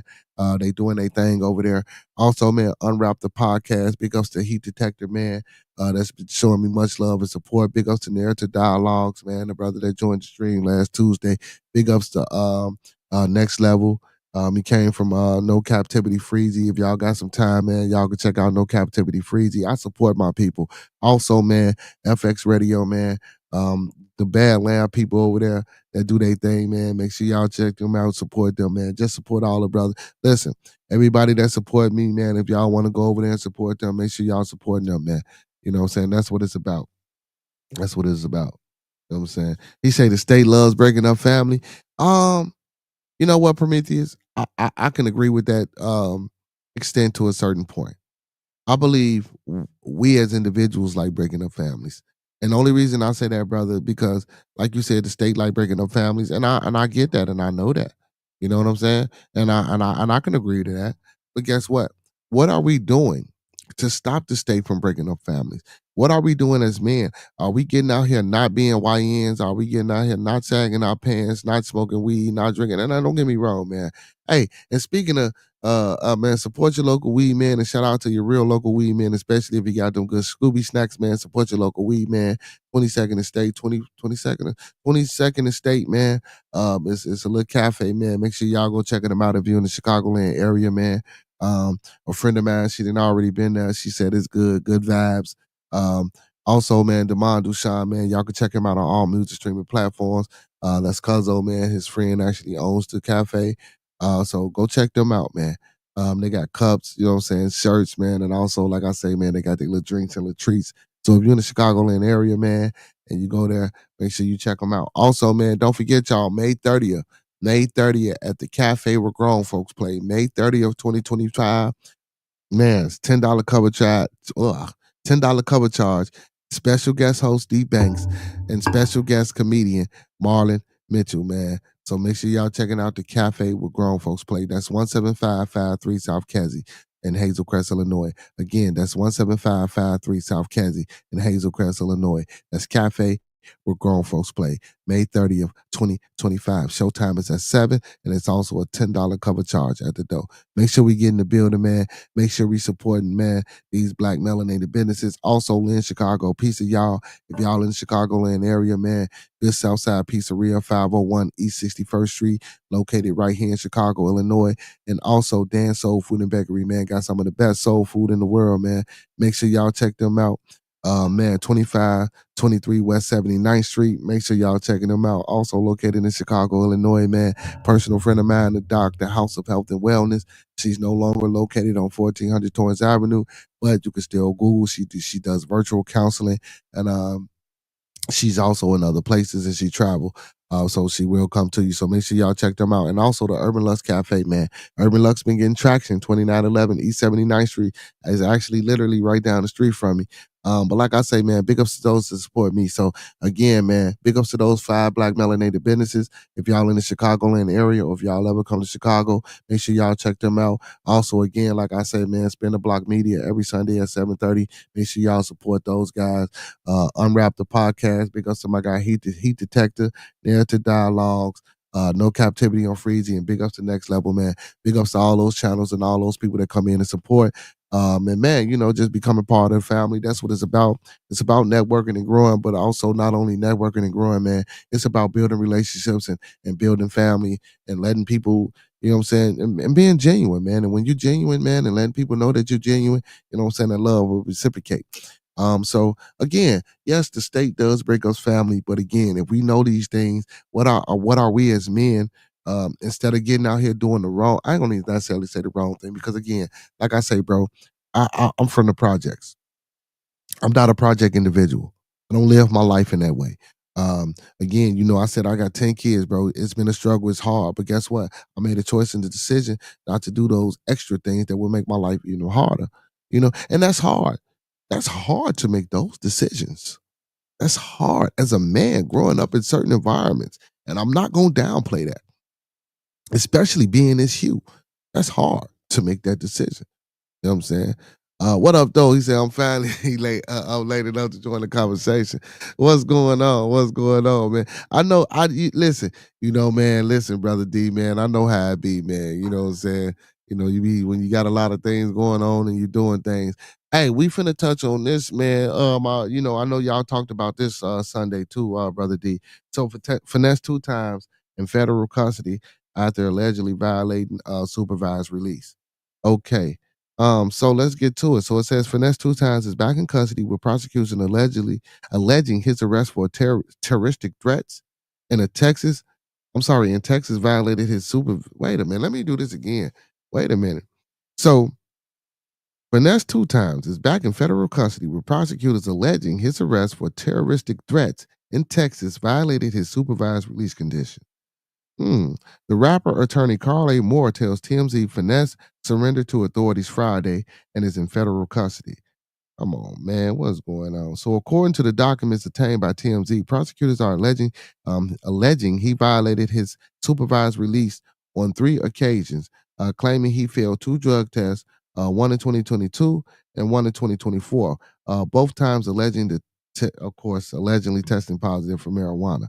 Um, oh, okay. So they don't do parole, so they do supervised release. So I guess supervised release would take the place of parole or probation. Am I correct? Brother Prometheus, from what I'm reading. I'm just giving a contextual. I'm just getting a contextual understanding and inference from what I'm reading from the last episode to this one. I didn't even know that supervised release was going to carry over here. But again, I guess you get supervised release when it's a federal when it's under federal jurisdiction. So the other alleged violation to his terroristic threats arrest in Texas four in Texas earlier this year. It said, we broke the story. A warrant for finesse arrested was issued because of an alleged October 2024 incident involving King, a child star who finessed 2 times, was mentoring. Here you go. Here we go, Brother Prometheus. This brother was trying to be a man and trying to support. But again, that's why I say let's read the article or we gonna get into finesse. We're gonna get into finesse. So King then Guardian claims finesse showed King's then Guardian claims finesse showed her a gun under his shirt and said he will pull up that fire, which Memphis slang for pulling a gun. The woman accusing finesse 2 times told authorities she thought he was capable of carrying out the threat and she feared for her life. Wow. So when he's when he spoke to Moore back in January, he denied that finesse ever threatened anyone, and that they were confident that this matter would be resolved justly once in the state of Texas applies the applicable law to the facts. Finesse 2 times has been on supervised release since he was released from prison July 2022 after serving a little more than 3.5 years on a 5-year sentence for possession of a gun as a former felon. Finesse next hearing is scheduled for May 8th. So, and the reason I wanted to bring up the man thing, brother Prometheus, like in connection with Finesse 2 times. Finesse 2 times tried to do I guess you would say a valiant or a great thing by trying to be King's guardian. Um, I just man, listen to me, man. As a parent, there's a lot of things that I do that I don't do around my kids. Even if they know I do it, or even if it's I just don't do a lot of that shit around my kids. So, and your type of lifestyle coming out of jail, don't get me wrong, I ain't knocking him. I'm not never finna knock him because coming out of jail, coming up the way he did, doing what he doing, and giving this young man an opportunity, that was a great opportunity. But that thinking, that therapy that I said we needed, the right people around you to guide and lead you. He's not a leader. He's more of a follower. Now, don't get me wrong. He was trying to turn his life around and be a leader by attaching King up under him. But again, bro, like how good do you think King was gonna do? All you do is talk about. I'm sorry. All you do is talk about women. All you do is talk about the reefer. All you do is talk about the glorification of this, that, and the third. And you trying to change this young man's life and change him and show him a different narrative. No, bro, that's not gonna get it. I ain't saying that it wasn't great and that he didn't experience certain things, that he didn't have the jewelry that other little folks they ain't got, that he didn't travel. But he's a 9, 10, 11-year-old kid, bro. Where's the stability? Where's the teaching him on how to be a man, on how to raise a family, on how to grow, on how to create generational wealth? Where's the you teaching him how to keep this money that you got and that you giving him? Where's the lessons? Ain't no lessons. And even though he came and said, "Oh man, those was fake guns and those was fake drugs and those was this and those was that," man, come on, man, half the community, half the world know that was bullshit, bro.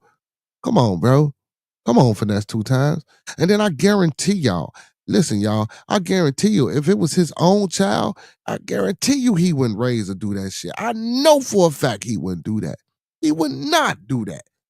And if he, and I could be wrong, if he do, man, if he do, crazy. Yeah, hey, Maurice Cheeks, man, one of Chicago finest, man. Big ups to brother Maurice Cheeks, man. Actually, my God, dude. Um, You know, I used to see him a lot. He went to high school with my mom and stuff like that. They was best friends and stuff in high school. Once his career after the NBA, you know what I'm saying, I barely hardly see him or talk to him. But big ups to Maurice Cheeks, you know what I'm saying? You know what I'm saying? Big ups to him, big ups to him.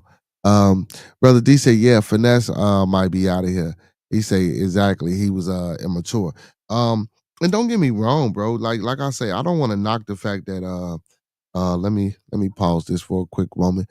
I'm still here, y'all. And don't get me wrong, Brother D, if you want to hit the panel, man, Brother D, anybody that's in the chat, man, if y'all want to hit the panel, man, again, y'all know it's an open platform. Y'all know it's an open forum, man. Hit that like button, hit that panel, shut a lie, let's talk. But like again, man, I don't want to tell the brother down and say it was a bad thing that he was doing, Brother D. But it's like if you trying to save him, man, from that lifestyle or that the lifestyle that he was already in, which may have been similar to your own, you know what I'm saying? Minus him being just a youth and he ain't got to the point where he could do a lot of shit to go to jail yet. You know, I get that. I see the I see the similarities. I see the wanting to try to save. But bro, when you know you live in a certain way in a certain life, mm, I even seen the videos when he tried to make it seem like, well, because I was getting him in school and I was buckling down and I was trying to change this, that, and the third, you know, maybe and don't get me wrong, it could have been a strategy. And y'all don't get me. Don't beat me up or don't chew me out. Maybe Finesse two times was under the understanding that, well, this is already King's life. Let me bait him in with these things and then try to um bring in the discipline or the structure to the relationship that him and King had. Uh, that could have been a plan, but even with inside of that plan, I don't think as again, like brother D says, he is immature. So I don't even think that he actually thought that far out in the plan to realize that even that could blow up in his face. You know what I'm saying? Not saying that him doing the right thing properly or and always instilling that discipline and not showing young King that lifestyle or whatever the case may be, which would have still been hard, you know, because King know who Finesse two times is. He know what he about and what he doing and what's going on. Um, so that still could have been hard. But again, maybe that was a way to lure him in or bait him in so he could instill that discipline in him. But nonetheless, man, first of all, I ain't finna take no liking to no young child like that to be bringing no. I take that back because I do it every day with my football. But again, this relationship just seemed to look quite strange to me. You know what I'm saying? I don't know if this was a gimmick. I don't know if this was a publicity stunt, a PR stunt to get Finesse two times name. Um just a little bit more clarity. And when I say clarity, I don't mean like I mean more as just to make him seem like he's a better person by becoming King's guardian, even though it was short lived. But then after that 6 8 months of King not being there, I just seen the rant like I said on Brother D show. That's why big ups Spin the Block Media. Where he was going off and talking about the young man and this, that, and the third, and then King came back with a comment and King actually sounded more mature than Finesse two times.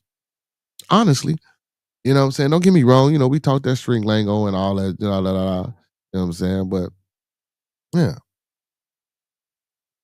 yeah, but yeah, Finesse two times.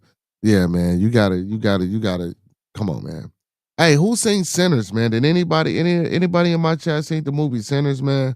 Um, I've been hearing everybody been saying there's a lot of messages and shit in the movie and all that, man. Listen, I seen the movie, y'all. It was a good movie for what it was worth. Um, but all the messaging, maybe I have to watch it again and really understand it. It's a video on YouTube that's saying they showing the messages and the hidden messages in the movie. I'm gonna go back and watch it and see what they talking about. I hope it ain't nothing crazy. But it was a good movie though. I for what it was worth, man, it was a decent movie. I'm not gonna lie. It was okay. You know what I'm saying? It was worth the watch. It was worth the watch. It was worth the watch. I can say it was worth the watch. You know, now all that hidden messages, I don't know nothing about that, but I'm gonna go back again and see if I can figure that out. Figure that out. But yeah, man, finesse two times, man, back in federal, man, and I can't speak enough to all our young men. And then he only 30 years old too, y'all. So I believe he's only 30, if I'm not mistaken. Could be a little bit older. But again, man, all our young brothers that's out here, man, that's participating in all these bullshit ass actions. as far as and we gotta know, we have to know, man, the scope and the magnitude and the magnification of the eyes that's on us and the things that we do. What's going on, brother D? How you feel tonight, brother? What's going on, dog?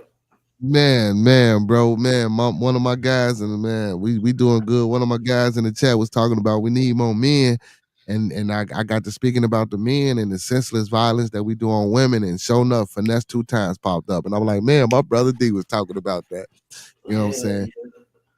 So we need more men. I agree with the brother. You know what I'm saying? But bro, when we got guys like Finesse 2 times and the influences that he have on kids like King and the way he was trying to raise them, do we really need? And now I know he ain't talking about that type of man, and I do, like I said, I do appreciate the effort that Finesse was trying to bring. But all our men, this is what we do, bro. This is how we act. This is how we conduct and carry ourselves. Not all, but this is what we think is the norm. This is what we think we're supposed to do. Yeah, I just think Finesse was trying to he was trying to change his life himself, you know what I'm saying? And then he took Hmm. on an even bigger task. I mean, he was still immature. And then he tried to take on a task of, getting King, which at first it was just King's personality that he was really exploiting, right? Right. And then he was like, I'm about to do this Muslim thing. I'm about to try to change my life, about to try to man up, do shit the right way. You know what I'm saying? So now he's trying to lead King in that direction. At the same time, it's like kids having kids. You know what I'm saying? Like Yeah. you young Yeah. and you trying to raise a child, you immature. You know what I'm saying? So you're not necessarily handling things the right way That's facts. or That's going facts. about it the right way, and then you're trying to show these young men a different path. And I get it. That was my bad. That was a good thing, but at the same time, you still showing your immaturity by going back and forth with him when he went a different direction because he wasn't Right. ready to go in the direction that you was trying to that you was trying to pull him to. You feel me? Right. And Right. then that's I'm when his immaturity showed. Yeah, but with a child though, bro, that's like back and forth with a baby. Like with a That's what I'm saying. baby, bro. That's when his immaturity showed because he wasn't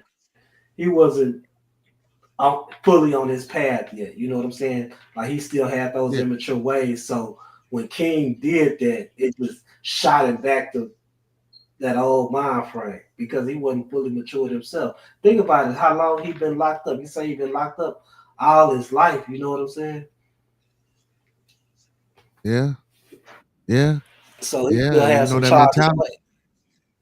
Yeah, most definitely, and I agree with that. I agree with that. When you locked up for so long, especially when you get locked up young, if we go off the scientific narrative that your brain don't fully develop until you like 25, 26. If we go off that scientific narrative, getting locked up as a young child, being in solitude and being at that young, being around men and not really experiencing life. And I know you can get stories and you can hear shit, but being locked up for that long, you don't have the time to go out and play and do the things that what I'm saying are normal. I don't want to say normal, but that a typical right. adolescent or young teenager male would be able to do. You don't have those what I'm saying, those situations privy to you. So again, when you come out, yeah, that's how we gonna live. We want to live fast paced. We want to get back into it like we were 17 and 18 because we missed a lot of that time. You know what I'm saying?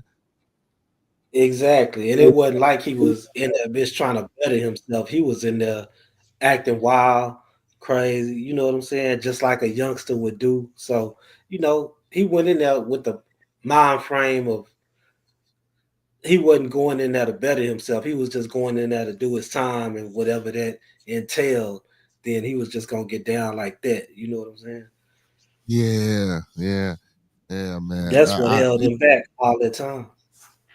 Yeah, so but I do hope, man, that once he come out this time, man, I hope he stay away from King. And again, I spoke about it could have been a PR stunt too. They could have attached him, King to him or told him that King would have been a good look, to try to just man, get that bad reputation from underneath his name. You know what I'm saying? Yeah, finesse. He's still caught in the middle of wanting to live that fast lifestyle and wanting to change. You know what I'm saying? Like, and I don't know. Maybe it's just the image that he's trying to portray. But oh, I'm from Memphis. We pimping over here and Yeah, holler. yeah, Want to have yeah. two and three broads, but then you want to be Muslim and do the right thing. Which Muslims do have two or three wives, but you I was gotta gonna be you got to try to be on Gates level with it. You know what I'm saying? Well, not really Gates level. It's not even about that because I ain't against the poly life, but you gotta understand, man.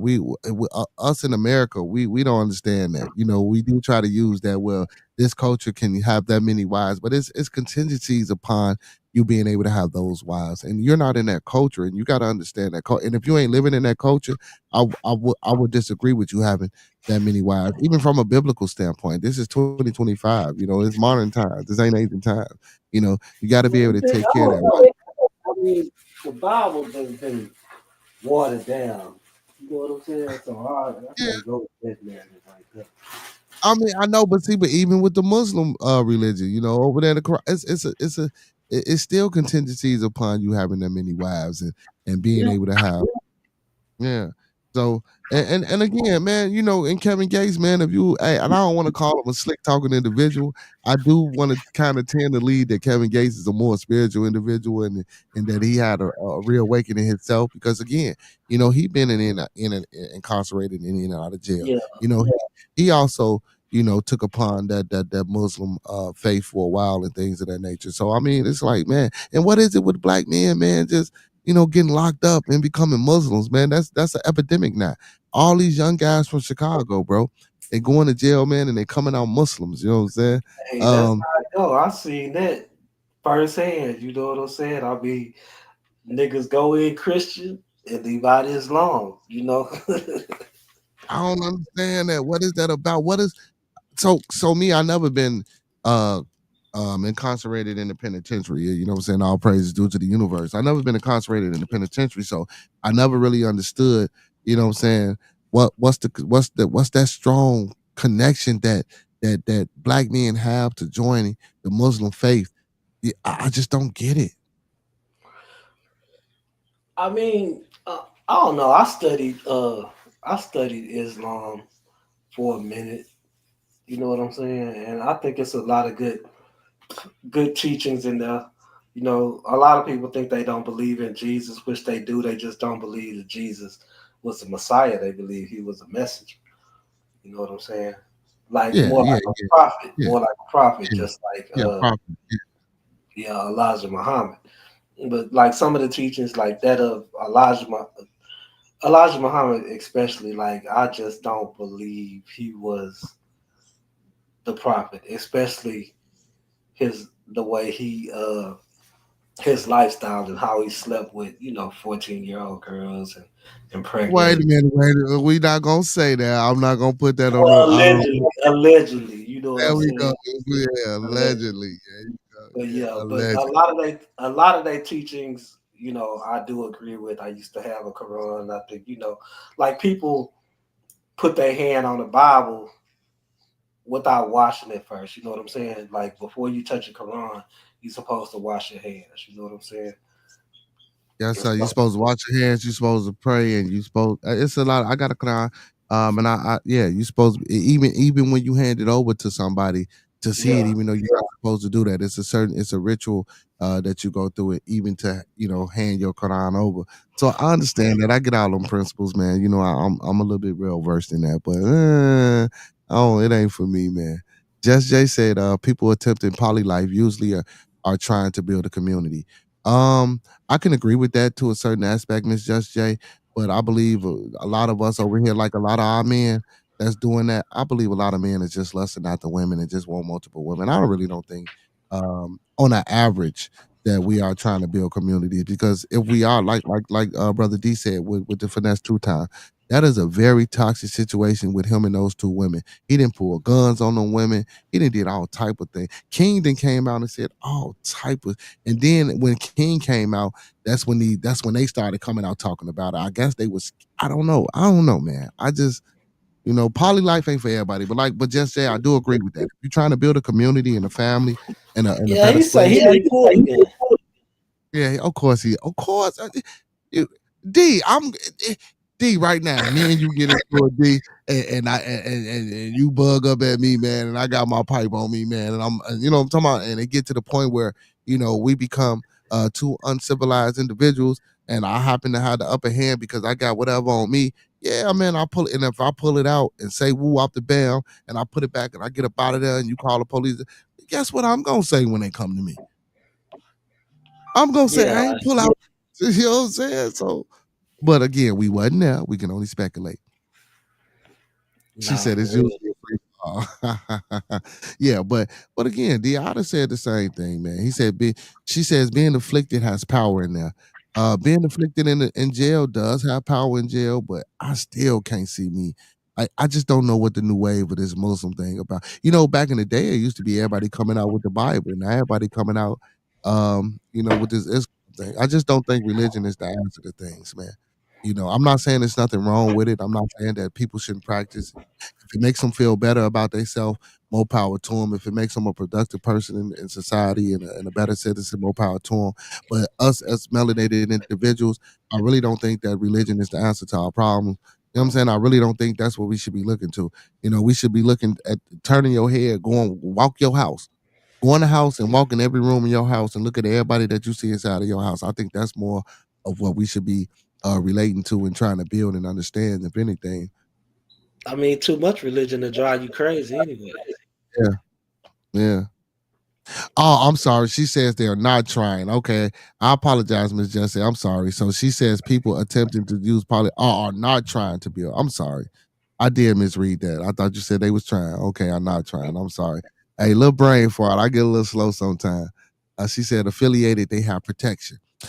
So I don't I don't really think joining the religion inside of jails nowadays is about the protection. I do think some people do try to use the religion thing as protection, but I do think some brothers do really want to change. Now, I don't know how it is different state to state, but I do know a lot of my guys, you know what I'm saying, that did whatever they did, man, when they we getting with our, intermediate organization. It ain't necessarily about the religion in jail. So, and again, I never been in that type of penal institution, so I don't know exactly how it go to actually give an opinion on that.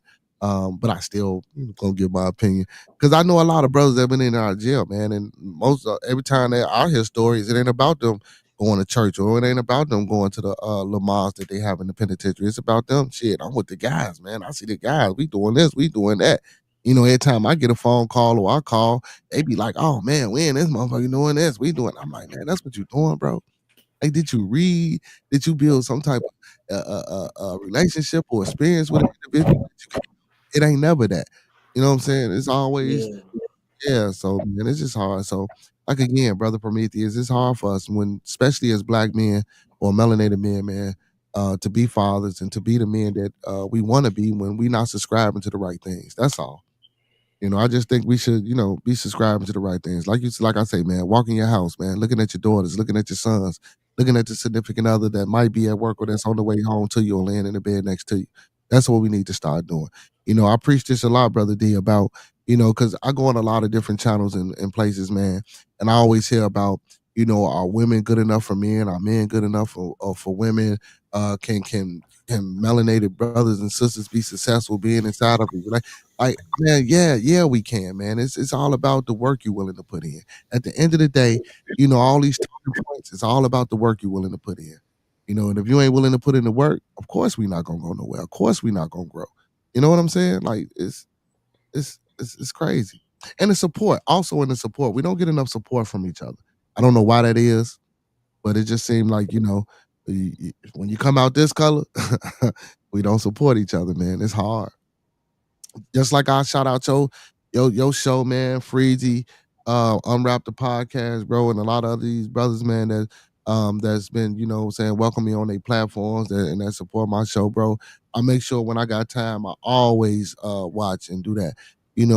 So I do the little so I do the little music thing on Fridays. Every time I interview somebody, bro, they be in different states. They say they don't get the support. They say, man, they can't find brothers connect and build a team and be this. So after a while, they fall off and they always by themselves. And I'm like, man, that's crazy, bro. Why we can't build? Like, it's too much shit going on around out here for us not to understand that. Look, it's foots on our neck. You know what I'm saying? It's people out here that don't want us to succeed. You know, but again, this is what we do. Just as she said, you were speaking about the Islam in person. They have power in there. She says belonging matters as well. Yes, that's true. That's true. They do have power. And I also heard about the Hebrew Israelites in jail, and other it's some other religious groups that's in jail. I heard Catholics have a strong. I heard the Catholics have a strong following in jail as well. I heard, and I'm like, damn, like y'all turning this but they gonna corrupt it, man. They turn this religious shit into the gangs, man. I don't like that. I just don't like it. I don't know. In Texas, it's not like that with the Muslims. The Muslims are usually to themselves. Then you have the Mandingo warriors, and then you have the Crips and Bloods, Tango Blast, Mexican Mafia, shit like that. But the Muslims usually they not like you don't join it to be a gang. The Muslims usually they go to what do you call that shit? Juma. Yeah, Juma, do salat and all that. Yeah, the next lot. Yeah. All that different stuff. It ain't really like it. Probably on some units for the majority, what I've seen, like the Muslims pretty much, to themselves and y'all just go to Juma and Make So I got a question. So how many brothers do you know, or might not know, but how many brothers have you seen that actually turn Muslim that come out and really live that and really be about it? Just a few. Outside of being in jail. That's my point. That's my point. You see what I'm saying, Brother D? That's my point. Yeah. So that's why I say, and Just Jay, she's correct. That's why it could be a safety mechanism when they get in there, just for protection. And I do know that goes on, but why go through all that, bro? As soon as you get out of jail, you're gonna be like, forget about it. F it. That ain't for me. That wasn't what I was doing. I was just doing that to, you know what I'm saying, stay away, or stay under the radar. Yeah. It's crazy, man. So Professor Remo says, before we consider being good enough for someone else, we must focus on our own respective progression. That's true, brother Professor, and I agree with that 100%. And again, that's part of that accountability and responsibility that I was talking about that we like to run away from, that we like to shy from. I think if we took a little bit more accountability inside our relationships and in our house and the things that we do, we wouldn't have these talking points of do black women love black men, or do black men love black women, or if we got two different type of ideas, can we live in the same household and still subscribe as a family, or any of these talking points that I see in a lot of places. Don't get me wrong, I'm not saying they're not good to talk about and to speak on, but at what point or at what end do we find a solution to a lot of the things that's going on in our societies? These talking points ain't picking up the hammers and the nails and the steel and the woods that we need to rebuild back our villages and our communities. I mean, it's a start, but I just see a lot of people just talking. I never really see, nobody really working outside of this, what I'm saying, doing. And I'm not saying that it's not people that's not doing it, but I just don't see too many of it. You know what I'm saying? I just don't see a lot of it at all. And it's sad, D. It's sad, man. It's sad. It's sad. No doubt. What DJ, man? What DJ at, man? What DJ at? Oh no, he probably late night working. Graduation coming up, so I'm pretty sure he's doing a bunch of 3D stuff. Oh yeah. My homeboy, he was just working with some shirts and doing some things with some shirts, man. For some proms and stuff like that. I couldn't get around to doing my son's prom, but his mother made sure that, what I'm saying, she went to somebody. They did a good job. You know what I'm saying? Look, after I seen this shirt, I had cussed out like, man, we could have did that for you, but we was late. We was like, yeah. We was like, yeah, that's my boy. He went on prom. He was real spiffy when he went on prom. Damn, I would have pitched that. Move it out the way. Oh, No, it ain't gonna show it. It ain't gonna do it. All right, then. Oh. Green screen don't want to cooperate. Yeah, yeah. Green screen don't want there. Green screen don't want to work. I'm gonna upload the picture and show y'all. Damn it. Yeah, man. But I told her, man, we could have did that for you. She was like, man, it was last minute because my son really didn't want to go on prom, man. He was at one high school, got into a situation with some other kids, man, and some things, they jumped on him. Actually jumped on both my twins, and we moved them out of that situation. So, he having a hard time right now. With life as far as people and trusting people and getting out there being in crowds again. So, that's understandable. I try to talk to him, man, and I had a conversation with him. I have another one with him, but let him know, man, don't let this stop you from doing nothing, man. You know what I'm saying? Like I appreciate he went on his prom because he didn't want to go. His twin didn't go on this prom. He didn't want to do all that. So I appreciate him. Yeah, you know what I'm saying? I appreciate him wanting to, wanting to do that and giving me and his mom and, what I'm saying, other family members the opportunity of, just seeing them, go out there, man, and just doing his thing, So big ups to him, man. We rented him a cyber truck. You know what I'm saying? Already. Yeah, yeah. He did his thing, man. You know what I'm saying? We ain't hear from him the next day. I heard from him today, but he went on prom Saturday. We ain't see him the Monday, so he must have had fun. Yeah. You You know what I'm already saying? know. You He already must have fun, man. Only thing I told him is if she come back talking about some wine, you're moving in with her and her mom and daddy. Other than that, man, I'm happy he did his thing. Yeah. Hey, man, and big ups to all the kids right now, man, that's going on proms, man, that's coming out of school, man.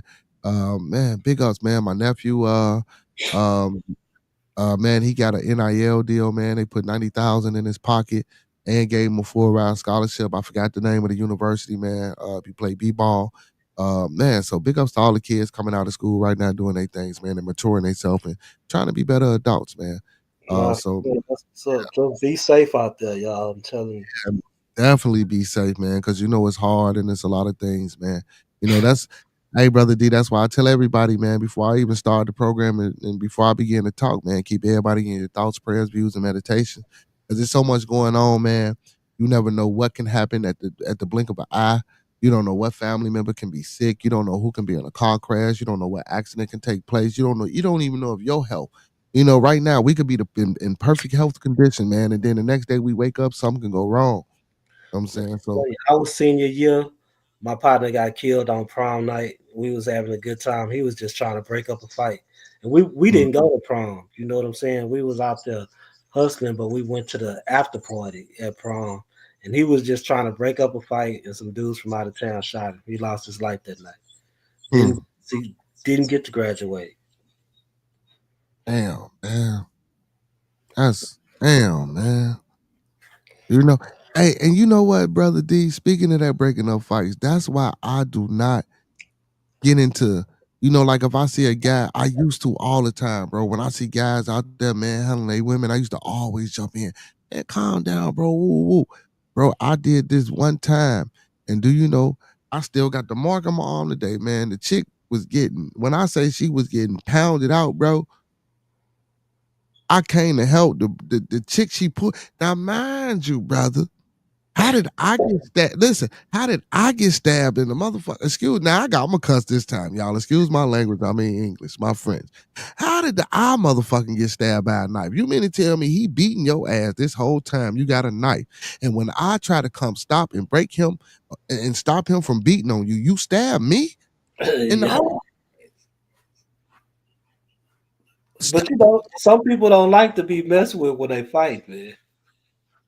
Man, man, no, brother. When I say he was beating her down, bro, and like I say, man, sometimes you know when to pick and choose your battles, but in broad daylight in public, man, bro, he was beating her down, bro, and that was some shit that I couldn't. Excuse my, I'm sorry, y'all. that was just something I wasn't finna sit there. I don't get man, motherfucker just watching, bro. This wasn't even the camera era, so we didn't have phones like that back then, and people wasn't filming. But they were shows standing there watching, bro. I couldn't stand that, man. I wasn't doing that, bro. And I think I had to be like a teenager, bro. You know what I'm saying? I stopped the fight, bro.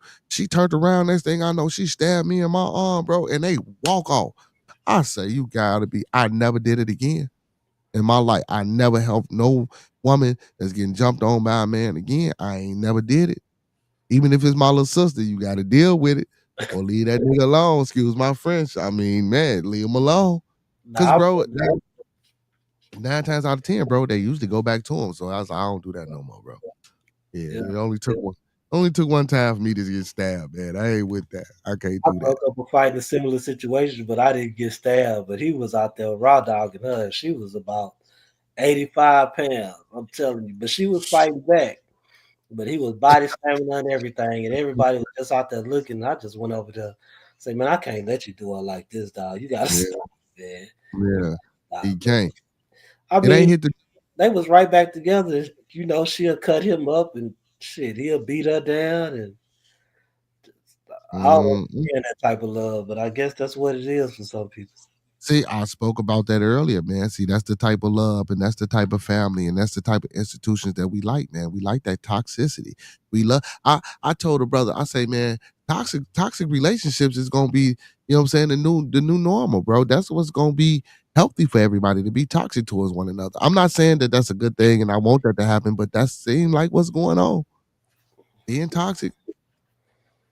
Yeah, fuck, I'm too old for that shit. And see, Professor Remo said, he said, that's why I stopped being a bouncer. He said the peaceful part of me turned to bloodlust. Yeah, yeah. Yeah, watching these men get drunk at the clubs, grabbing up on these chicks, man, and just thinking they can do anything, man. It's crazy, man. I don't get it, man. But and just like we talking about women, man. I know this ain't came out yet, but it's gonna come out. Kevin Garnett is in a domestic had a domestic incident over the weekend with his young lady. So I wanna know what they gonna say about Kevin Garnett and his girlfriend was involved in a domestic dispute in a Los Angeles apartment. I wonder what they gonna say about Kevin. I saw that, but this all it's what they say about Kevin is gonna be how she portrays this. You know what I'm saying? Was it just something simple that might have escalated to where he put his hands on her for a moment, or was it that she's been going through this? You know, it just now came to a head. See, and even within that, and listen, I know I got some women in the building, man. And don't get me wrong, don't hate me when I say this. But I gotta say it, man. Even so, if it was a history and we can justify or we can prove that he might have did this, brother D. My thing is this, and I'm not a woman, man, and I ain't never been abused, but I just can't see me stand with somebody that's going upside my head or that's been going upside my head for years. Oh I no, I just can't. don't understand it either. Well, I can't say that because I've been in a relationship where I don't know why the hell I stayed so long. You know what I'm saying? I mean, don't get me wrong. I've been in those two, but we talking about physical violence. You're not finna just be beating on me. And for me, if I gotta put my hands on you, I don't want to be with you because I already know what it's like when it comes to this skin color. When it comes to this hue, putting your hands on any woman or anybody, you getting up out of here, bro. And I got too much going for me to be even involved in that type of shit. You know what I'm saying? I'm talking That's about not. physical and mental, man. I had an ex-wife that before we even got married, I was trying to get my shit out of her apartment, right? So I'm packing some shit downstairs. This bitch run behind me. She stabbing me in the back with a screwdriver. Wow. Yep. Damn. Okay, you know what? Now let's get on it. What did you do? What did you do? You were just leaving? Come on, man. Hey, Yeah, we like to tell dog, I half. was even tired of it, dog. Just tired of it. Just wanted to get my Mm, shit and leave. You know what I'm saying? leave. Okay, okay. Well, women don't like to be ignored, man. You know what I'm saying? I noticed that too. And women, I don't care what y'all say, man, because I'd have been in that situation too, man. Where I try to leave or we try to stop or shut the conversation down, bro, and walk off, but they gotta constantly come back and get in your face. But again, bro, you gotta have yeah, I don't know, man. Hell It'd be yeah. hard. It'd be hard sometimes, man. And I guess that's why some of the women don't leave because they know they push and they know they do this shit. You know what I'm saying? And it'd be like, well, I feel a little guilty because I did. excite him. But I still don't agree. Now, listen, ladies, I'm not saying that we supposed to choke y'all out, beat y'all up, and do a lot of this shit that men do, because we are stronger than you guys, and we do have a little bit more, a lot more powers when it comes to the physical ability. So I don't agree with that part. You know what I'm saying? But if you restraining or you throw a motherfucker to the side and you get up out of there, that I can respect. But 9 times out of 10, when a man feels threatened by a woman or anybody, he don't think about that, man. He just goes straight to, you know what I'm saying, survival mode. I'm gonna beat her up, then I'm gonna get the fuck on up out of there. And that survival mode, bro, we go too far sometimes. Man, some women try to push you to the limit, though. You know what I'm saying? Yeah, but again, though, but that's why I say, man, I don't want to put it all on the women, bro, because I know it's a lot of times, man. These guys, us as guys, bro, we know we do a lot of shit to piss our women off. You know what I'm saying? We do. Yeah, We do. sometimes you know what I'm saying? Yeah, we do. We do. We do. And then when they get mad, we sit back and look like, well, why the hell she pissed off? Woo, woo, woo, woo. You know why she mad, man. Don't get me wrong. I ain't saying the motherfucker ain't got to come behind you and stab you in the back with no screwdriver, cut your clothes up, or set your shit on fire. You know what I'm saying? I'd have been in the situation, bro. Um, just because I wanted to leave, I said I was finna leave. Man, when they got a pole, bro, got this, I had a truck. Man, getting the hit in my back window with the damn pole, busted out my lights and shit. And I ain't gonna lie, I wound up staying because I ain't want no more damage to be done to my car. But I didn't go to sleep that night. No, no real shit. I didn't go to sleep that night in her house. I stayed up talking to her until she fell asleep. And the next morning when she woke up, walked the bed, I'm talking about I didn't even lay down with her. You feel me? But Yeah. I made sure that I was able to, and I ain't saying I'm able to do this all the time, but that time I made sure that I did whatever I did to stop her from breaking my car and to putting her at ease and leave so that I could leave the next day. And then once I left and got up out of there, I ain't never seen her again. I ain't never seen her again. That's You know what I'm crazy. saying? I Yeah. think it's 50-50, man. Really, you know what I'm saying? I mean, when it comes to that type of stuff, 50% of women is crazy like that, and 50% of men are women beaters. You know what I'm saying? Or I'm not just gonna say women beaters, but I'm gonna say they prone to put their hands on a woman. You know what I'm Yeah, saying? it's a lot of, yeah, but I ain't gonna lie, brother D. I wanted to go upside her damn head, bro. I had 15s in my truck, bro. I had that, you know what I'm saying, bro? I had shit in my, so you just like you forget me. You know what I'm saying? You gonna bust my windows out so motherfucking run in my truck and grab, man, I'm cussing too much. I'm sorry, y'all. So you gonna bust my windows out so people can run in my, you know what I'm saying, car and grab my stuff, all because I wanna go home and leave because we had an argument, because I don't wanna sit here and argue with you.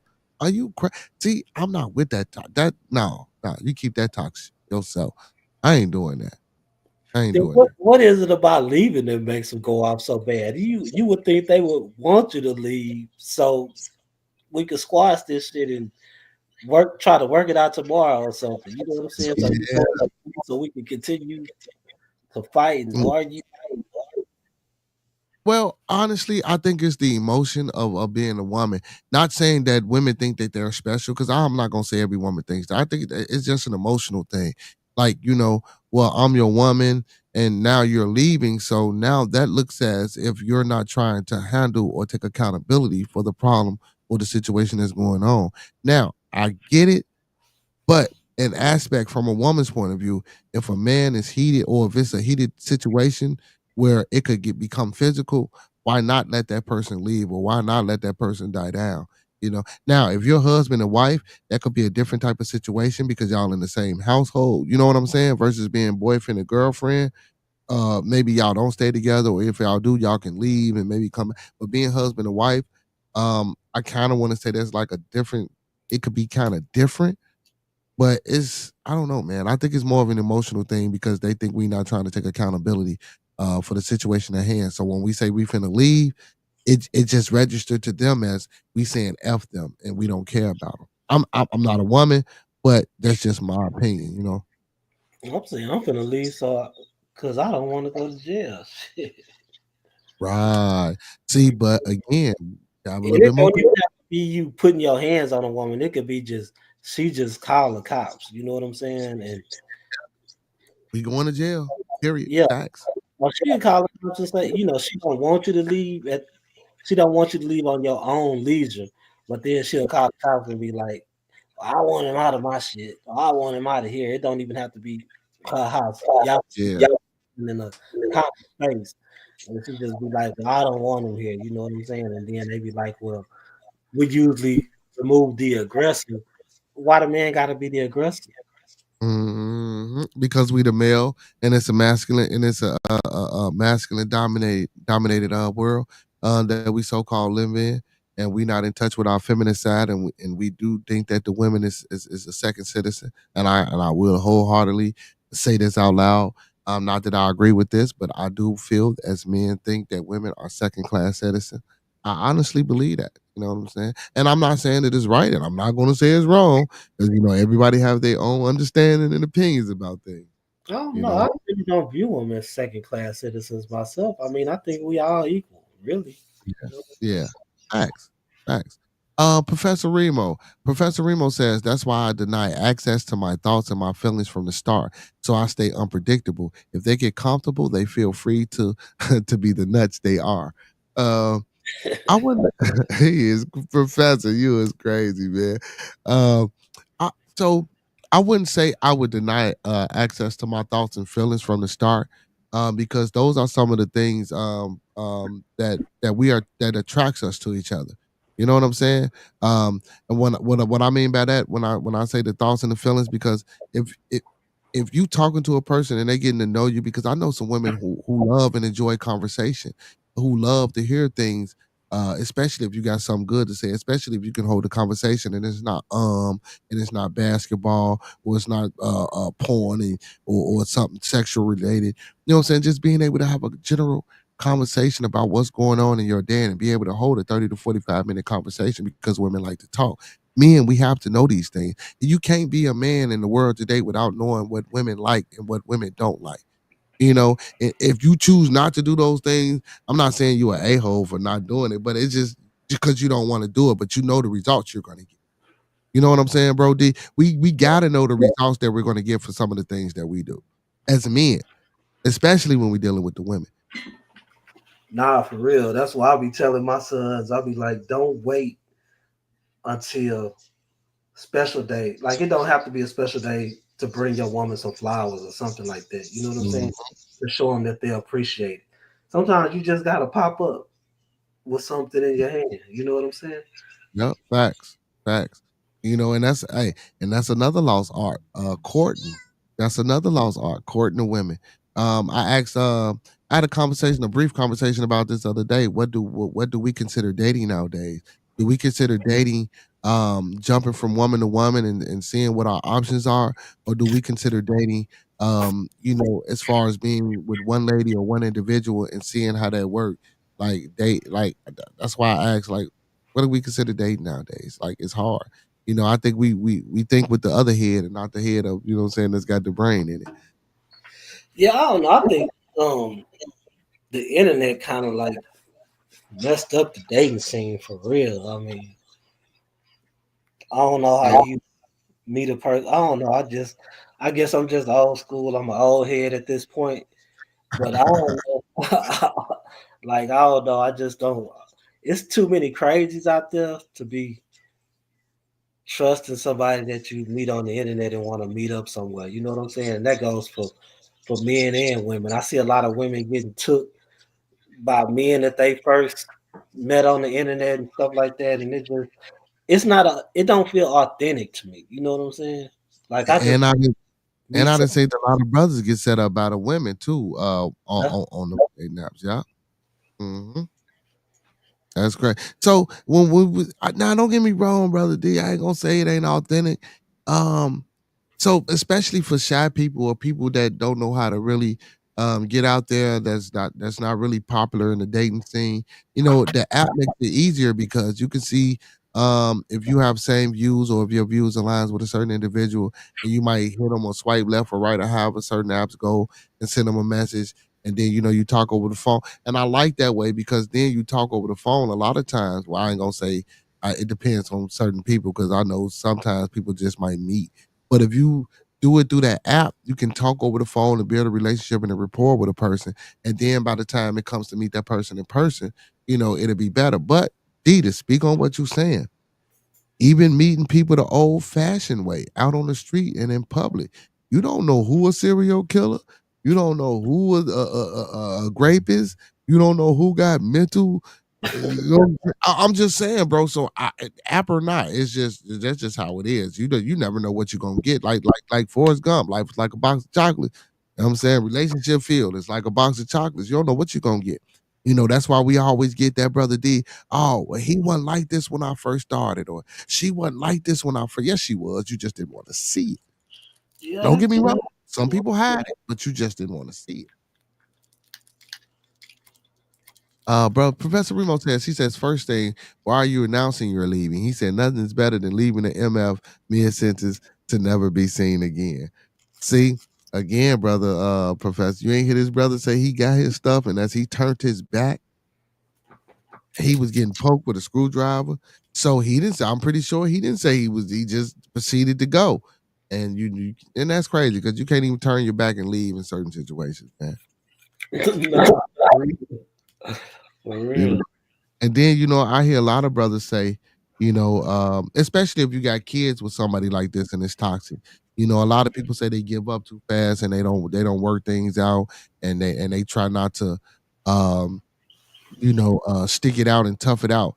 A lot of times, man, for me, listen, if you beating on your woman or your woman beating on you, that's not a situation where we're trying to grow a family.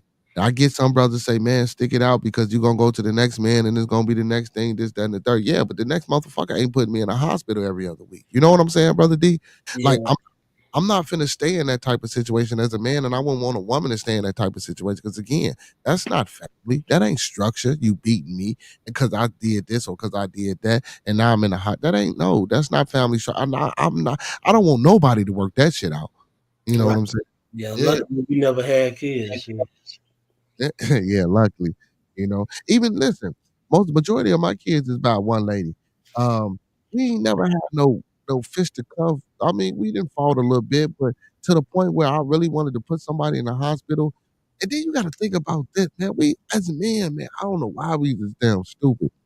And I guess most women, the reason men are stupid and y'all get left, it's y'all damn fault. Want me to tell you why, brother D? Because ain't nowhere in the hell, and I'm gonna keep it 100, man. Ain't nowhere in the hell I'm finna beat your ass, and I lay down next to you, and you ain't cut my shit off, or you ain't stabbed or did something to me. I'm gonna keep it 100. I just don't see that, bro. I ain't finna lay down next to my. I'll be too scared. Yeah. For real. You know what I'm saying, bro? I don't give a hell. The biggest gangster or not, brother D, I'd be too scared to be my woman and go to sleep in the same house with a person that I just, well, especially because if you claim you love this person and you provide and doing for this person, and you just, man, I'm not finna beat my woman like I would beat well, I ain't gonna say I beat my dog, but like, she a N-word out on the street, man, like we just had an altercation. Like, no, bro. No, man. Women, y'all need to stand up a little bit more for y'allself. I ain't gonna lie, bro. Start telling these motherfuckers what y'all need and what y'all want and stand on it. And also be a person that when you tell this man what you need and what you want, be able to bring those same things to this man. You know what I'm saying? Be able to effectively communicate and love and support this man like you want. And the same thing for the fellas. You know what I'm saying? If you know you want a certain type of woman, be that type of man that affords you that certain type of woman. Right. You know, bro, man, these manospheres and a lot of these conversations, bro. I be like, how the hell are y'all having these conversations? Like a lot of this shit just don't even make sense. And I get it, we all have opinion and views, but this shit is simple.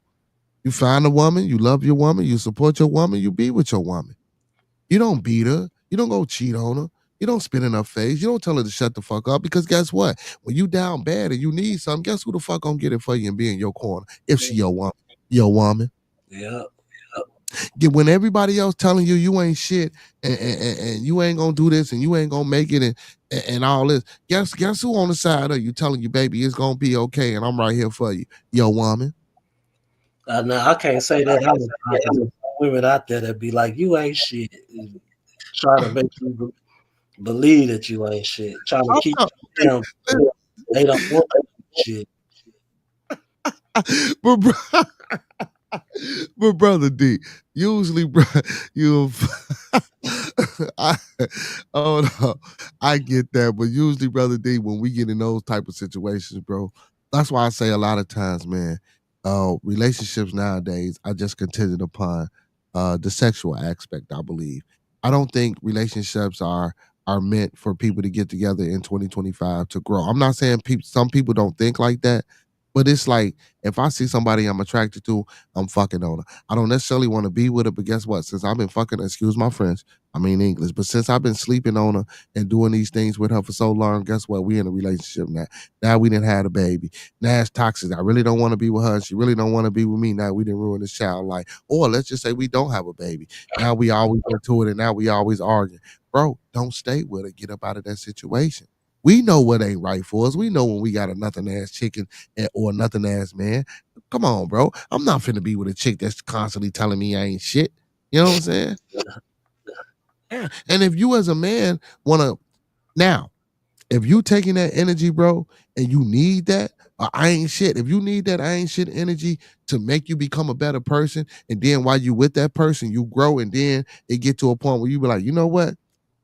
Thank you for telling me I ain't shit. Now I'm out. Yeah, You know what I'm yeah, saying? But we yeah. don't do that. I'm saying we don't. That's real shit, bro. You know, like, and I don't want to say it like that, bro. But some people internalize things like that. You know, that could be my motivation. You know, her telling me I ain't shit, that's my motivation. Keep telling me I ain't shit. I'm gonna stay with you every day. And I want to hear every day that I ain't shit. This is what I'm telling myself. While I'm out here grinding, while I'm out here working, while I'm out here hustling. And soon as I get to the point where I need to be, guess what? I'm not gonna come back and tell you you ain't shit. I just want to see if you acknowledge the hustle, if you acknowledge the grind, if you acknowledge the support that I'm giving you, if you acknowledge the things that I'm doing to try to stay and stick around. Because guess what? Even though we ain't getting along and it's over, but if I'm still there using you as motivation, you don't even not. And I don't want to just say women, men too. We don't even know how to turn that around and be like, I better wake up for this motherfucker really gone. You know what I'm saying? Or for she really gone.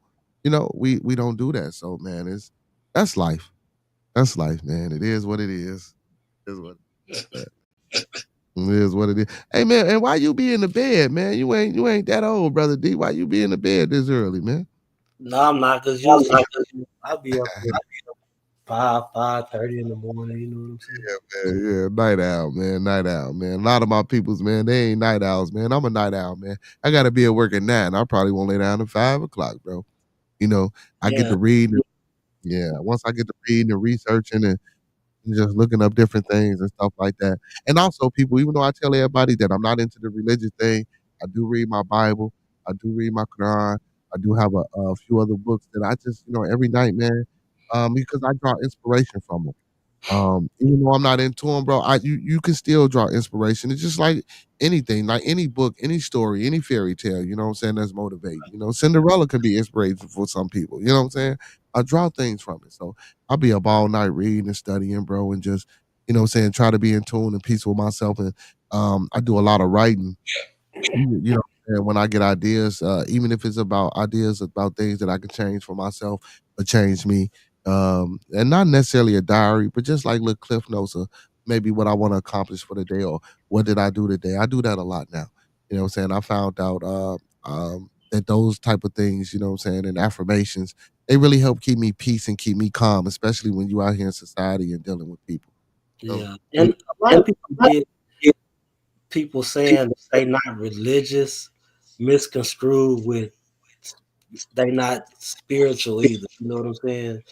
yeah, So you don't have yeah, to be religious to be a spiritual person. that's Religion is just structure something for people to follow. You know what I'm saying? Being being spiritual is getting yourself closer to God on a spiritual level, because God is a spiritual being. Or hmm you don't even have to say God. You can say the Most High, like a higher power or whatever that is. You know what I'm saying? I just say the universe because he might be an alien. You never know. I don't want to fuck y'all about nobody understanding of. He might be an alien. So you know what I'm saying. Yeah, I don't want y'all get mad at me when y'all found out he is an alien. You know what I'm saying? I mean, of course, he's an alien. He's something that we never seen before. I mean, to Oh, don't you say that, brother D. They gonna be on you, man. They gonna be on you. to be able to create, such intricate beings as ourselves, and to Mm, think we just evolved from something is just crazy to me. You know what I'm saying? That's insane. mm-hmm. Well, not necessarily, because if you can look at it like this, because I believe in the universe as the creator. So I believe we evolved from the universe. So the universe is also a self-existing thing that science or nature that we haven't tapped to, and that we don't understand. So the universe itself, by it or her being a creator, yeah, we evolved from the universe. They say we made up of the things that's in outer space, even though I don't think we ever been out. That's another story. But they say we made up of the earth. We made up from the earth. That's why we get these scriptures and these reads and the way they sound, the way they sound. Ash to ashes, dust to dust. When we go back to the dirt of the wet. Come on, they had to get this from somewhere. No, I mean definitely, but what I'm saying is for our bodies to be so intricate. You know what I'm saying? Like um our brain, our nerves send electrical impulses to our brain in the way that our heart interacts with our arteries and the different aspects of our body. Like it's too intricate. It's like Elon Musk and putting together a robot. You know what I'm Right. saying? So it's called basically it's called intelligent design. And I believe in intelligent design. So, but my thing is, I just believe that the universe calls that intelligence design. Now, I could be wrong, and it could have been a being. Something or some things had to create that. It's just like the human mind. If it says we were made in God's image, you know what I'm saying, and then we're able to create such intricate robots, which will be far more advanced in 100 years. Just think of the intelligent being that created us, or beings. You know what I'm saying? Depending on Yeah, I like that, or beings. I like that. I like that. You sound like Peanut. Yeah, but it's most definitely something else out there, man. We just ain't ran across it yet. Us personally, if somebody else have, we would never know. We'd never know because they'll cover it up and they wouldn't tell us. And I believe that the aliens have made contact with outside extraterrestrial things. Yes, I do believe that. I believe that wholeheartedly. Will they admit it fully and solely to the public? No, I don't think so. They just not here recently trying to come out and say these things do exist, or it's a possibility. Um, but I think they just doing it to try to turn a blind eye towards us. Just like it's a company.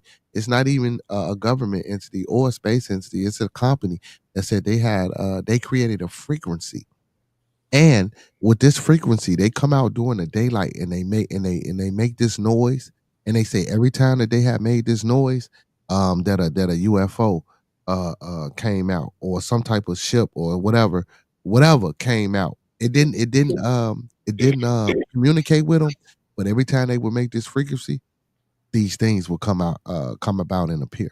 I don't know what that's about, but hey, But guess what? You don't even have to be looking into an alien because we don't even know what the hell is at the bottom of the ocean. I know you was gonna say that. So my theory on that, bro. Of course, going back to the Bible, and I always say I ain't a religious person. But when in the beginning, when he separated the heavens from the earth and he separated the firmament, if the world was all water, what I'm saying, and he was able to put the solidness in between that water, right? Right. So me personally, I think that water is a passageway, to the outer space realm. I think that area and the atmosphere that they can't break. I think that is the water. You know what I'm saying? I think once we get out in that vast ocean, I think the world is all water. I mean, because if you go by the understanding of the biblical aspect of the separation of the waters, that's why as is so below. The clouds and that blue sky, that's water up there. A lot of people don't know that. A Yeah. lot of people, scientifically speaking, I would say, what I'm saying, that's what science says, that's water up there. You know what I'm saying? And the ocean is water. So again, you're correct about us not understanding the things that's in the sea. And yes, there's aliens down there, brother. And I've been hearing a lot lately about certain towns where the ships come up out of the water. You know what I'm saying? Right. It's crazy, bro. It's crazy. Crazy, bro. And then they say it's people living inside the earth. Oh man, oh man, oh man. We could go. Hey, we can go on all night about that with the shit that I'll be seeing and just looking up. Now, don't get me wrong, some things have some validity and some things have some common sense to it. And then, brother, other things just seem a little bit too far fetched. But again, um, even for me, and I don't know why I say this because I damn near just can conceive and believe just about anything is possible. But I believe more or less we choose not to because we want to understand, but I really don't think we really want to understand and know what made us and where we come from. I really don't think we really want to know that. You don't think so? No, brother, I don't think so because I think it'd be a rude awakening and a major shock to a lot of people. You know what I'm saying? And I Yeah. don't think we have the mental capability or we haven't evolved enough to understand that. It's some sciences that say we supposed to evolve into a different type of people within the next millennium to where we the uh, are supposed to be able to harness power from the sun, and that's how we're going to evolve into this new type being. I forgot the what I read it where I read it. I'm a find it and I'm gonna read it one day on the show. But it goes deep, and as far as science and bringing the religious aspect into it and things like that. A movie that I always suggest people to watch that gives a kind of view on this is 100. It's on Netflix. I don't know if you ever heard about it.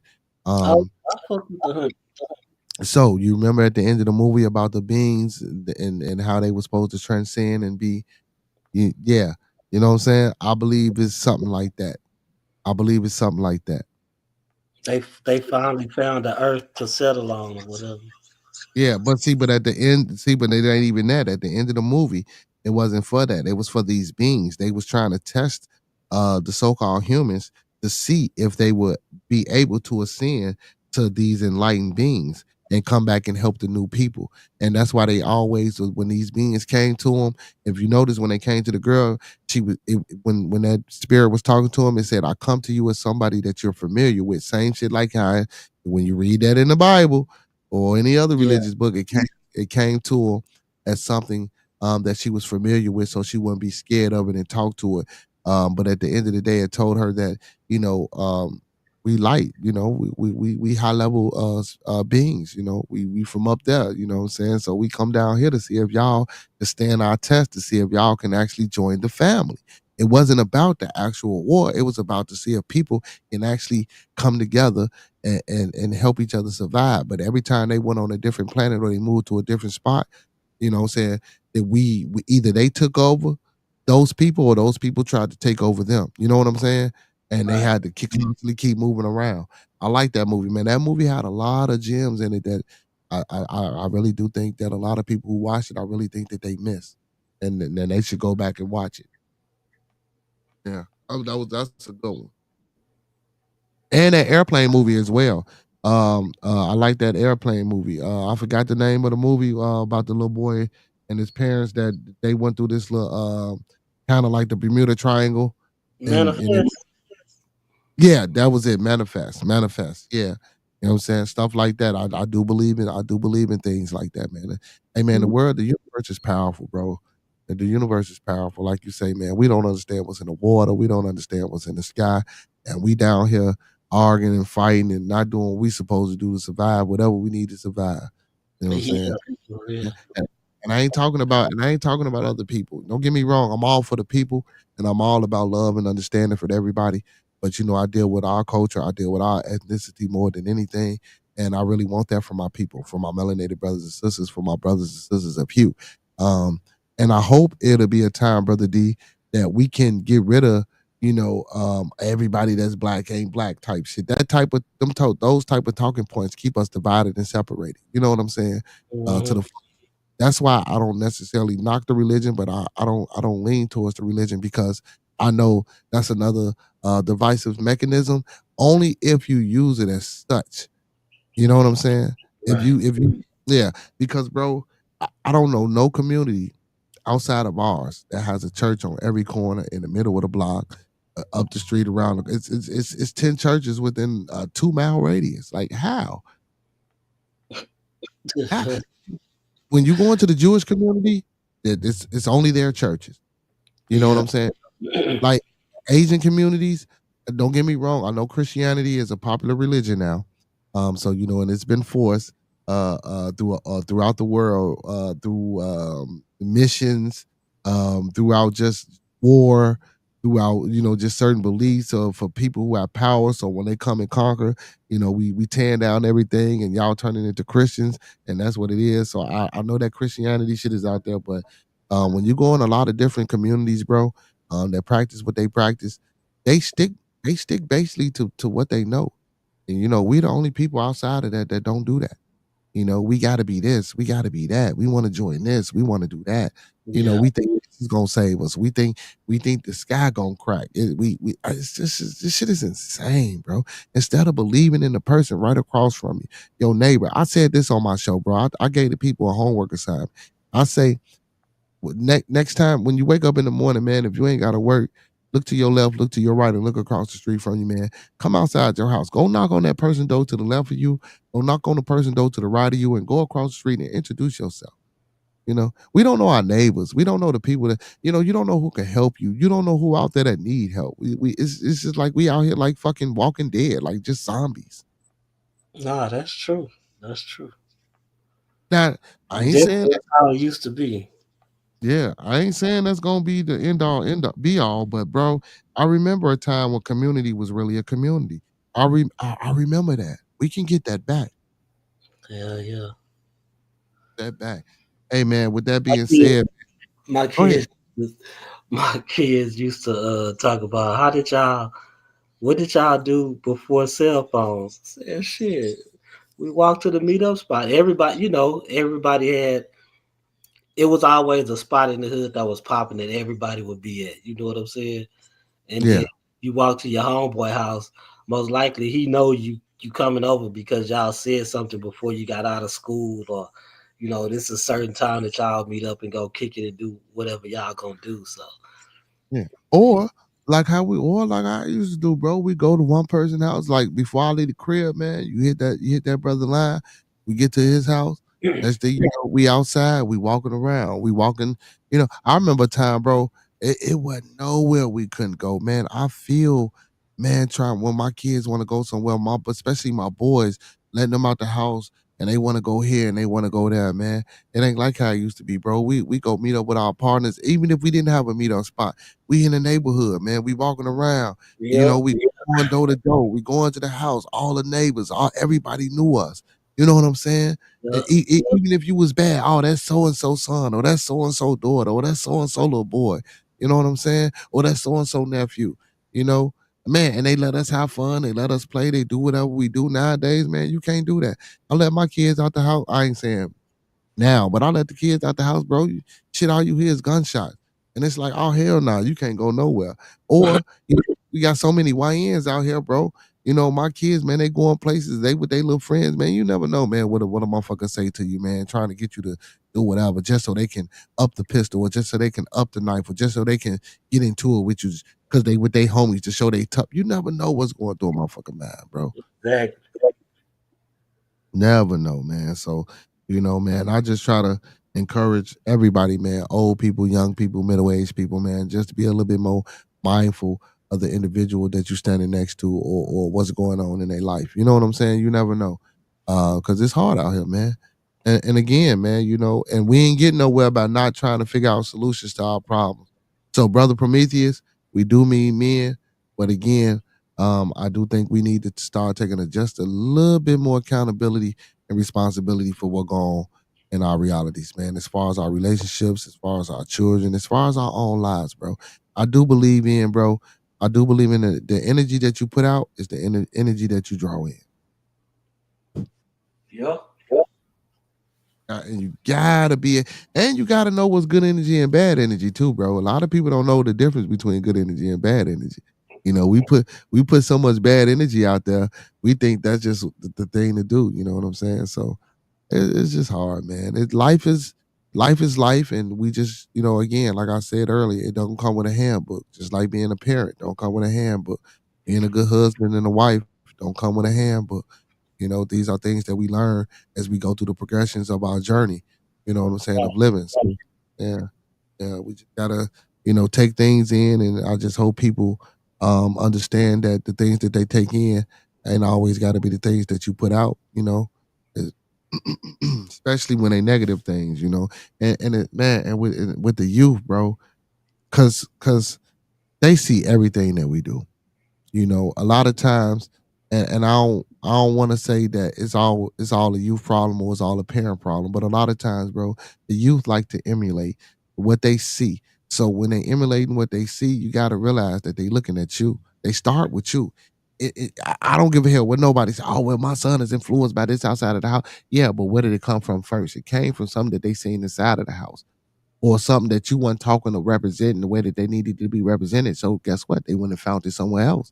You know what I'm saying? Now, that somewhere else, it might not be good as you, but guess what? They found it somewhere else. And in some cases, man, that's all you can ask for. But then in some cases, it's like, God damn, why you choose that route? Yeah, man, it's just like I said, it don't come with a handbook. It Right. just don't. Yeah, man. But man, I've been talking to everybody. Yeah, all brother D, man. I'm gonna go ahead and close it out. Hold on, Flash to go. What up, cuz? Oh no, that's yeah. What up, little cuz? How you feeling, little cuz? You a little late, man. We finna close it out, little cuz. But every night, man, when I got a guest or a panelist, man, I like to let that panelist close us out with a few words of inspiration or something that they want to tell the people. So brother D, man, tell the people something good. Tell them, what I'm saying, something that they need to hear, or tell them something that you want them to hear. Oh man, you put me on the spot. Let's see. I Um, do that. really, man, whatever you going through, just know when you're going through your toughest times, there's always a breakthrough ahead of that. So just keep your head up, keep pushing. You know what I'm saying? And don't do anything stupid before you get to that breakthrough. Just keep pushing. It's coming. I'm telling you. Facts. Man, listen, and that was perfectly said. That was well said, very eloquently said, man, because we talk about a lot of these people that like our celebrities, our superstars, our athletes, bro. They get to a point where they out of the things that that some of us are still in, and they still make these same bad mistakes again. Like brother D said, man, don't make those stupid mistakes before you get to the point where you can change your life. And if you change your life from your past mistakes, please don't continue to do the same thing. Hey man, y'all know what it is, man. Like I tell y'all every night, let's keep everyone in our thoughts, our prayers, our views, and meditations. Again, let's keep everyone in our thoughts, prayers, views, and meditations. One last time, let's keep everyone in our thoughts, our prayers, our views, and meditation. And don't forget those 5 key components of life. That's love, peace, respect, motivation, and inspiration. Love, peace, respect, motivation, and inspiration, man. I want to give a big shout out, man, to brother D, man, brother Derek Demore, man, who popped up, man. Don't forget, y'all, like I say, man, check out Spin the Block Media every Sunday at 7:30. Don't forget to check out FX. Don't forget to support everybody that support me, man. Make sure y'all go check out their channels and support them. And also, don't forget those 5 black melanated businesses right here in the city of Chicago. That's Dan Soul Food and Bakery, 2523 West 79th Street. That's Lynn Chicago Pizza, 501 East 61st Street. Don't forget Urban Lux Cafe, 2911 East 79th Street. Also, the House of Health and Wellness. They are no longer located on Torrance Avenue, but she travels and she does virtual. So y'all can Google that. And also, don't forget the cafe where grown folks play, y'all. Don't forget also, say this date in y'all calendar, May 30th, 2025. Showtime at 7 o'clock. It's a cover charge at the door at 10. Special guest comedian Marlon Mitchell will be in the building, and special host D Banks, man. That's located 17553 South Casey in Hazel Crest, Illinois. With that being said, man, like Roscoe tell everybody every night, brother D, if ain't nobody told y'all out there that they love you, we love you here on Bearded Conversation. And with that being said, man, all superheroes don't wear capes, but they still need their theme music. So to all my superheroes, all my beautiful people, and all my Beardonians.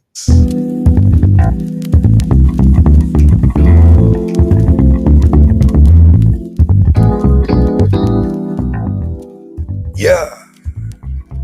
I'm trying to get a job. He won't even pay. Hard work and dedication. Ain't no judgment. We just having conversations. Ain't no need for front. Give you an opinion, and then you do what you want. But we gon' listen. Tell you what you need, not what you want. It's different on the side. Cook and kick and karate. Come and get high. Hey, big ups to my residential Dominican from the Dominican Republic, man. My boy, your boy, our boy, Cito boy, for this smooth groove out the door outro, man. And don't forget, everybody, man, every Monday through Thursday from 9 to 11 p.m. Central Time. Check out Bearded Conversations, and every Friday, man, 9 to 12 p.m. Central Time, man.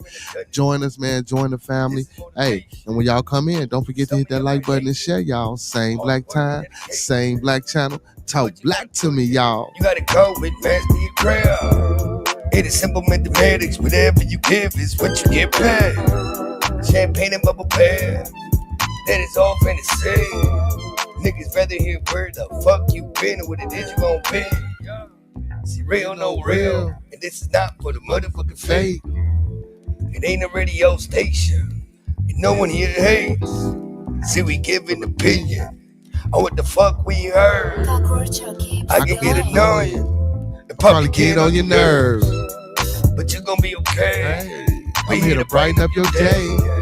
From the first day of June, yeah, to the last day of May. Shit, I'm a nigga bearded. Shout me out, y'all. Hey, man, again, man, I had a good time with y'all tonight on Manly Monday, man. Make sure y'all back in the building tomorrow, man, for Toxic Tuesday. Again, this is the open platform, open forum, man. If anybody want to come in, let me know what you want to talk about. Put it in the chat. Send me an email, man. Hit more in the description. Let me know what you guys want to talk about, man. It's all about y'all. So if y'all got something y'all want to talk about, man, come on the show, talk about it, or send it to me. We can start a discussion on it, man. I love intellectual discourse, man. I love it when the plans come together, and I love the family, man. Hey, big ups to everybody. Don't forget to hit that like button. Don't forget to subscribe to the channel, and don't forget to share the content. And like I tell y'all every night, man, it wouldn't be no us here on Bearded Conversation without y'all, man. Peace and blessings to the chat. Big ups to all my moderators, and big ups to all my followers, fans, viewers, and subscribers. And don't forget, those that fuck with us, fuck with us. Those that don't, fuck with us anyway, man. Y'all know what it is. Hey, and y'all know what I like to say. When we come together, may we always meet on a level. Once we're in each other's presence, may we always be humble and plumb. And when we leave each other's presence, may we part on the square. With that being said, till tomorrow. Hey, look, cuz, tune in tomorrow, man. I'll be back on live at 9. Love y'all. Peace and blessings, everybody.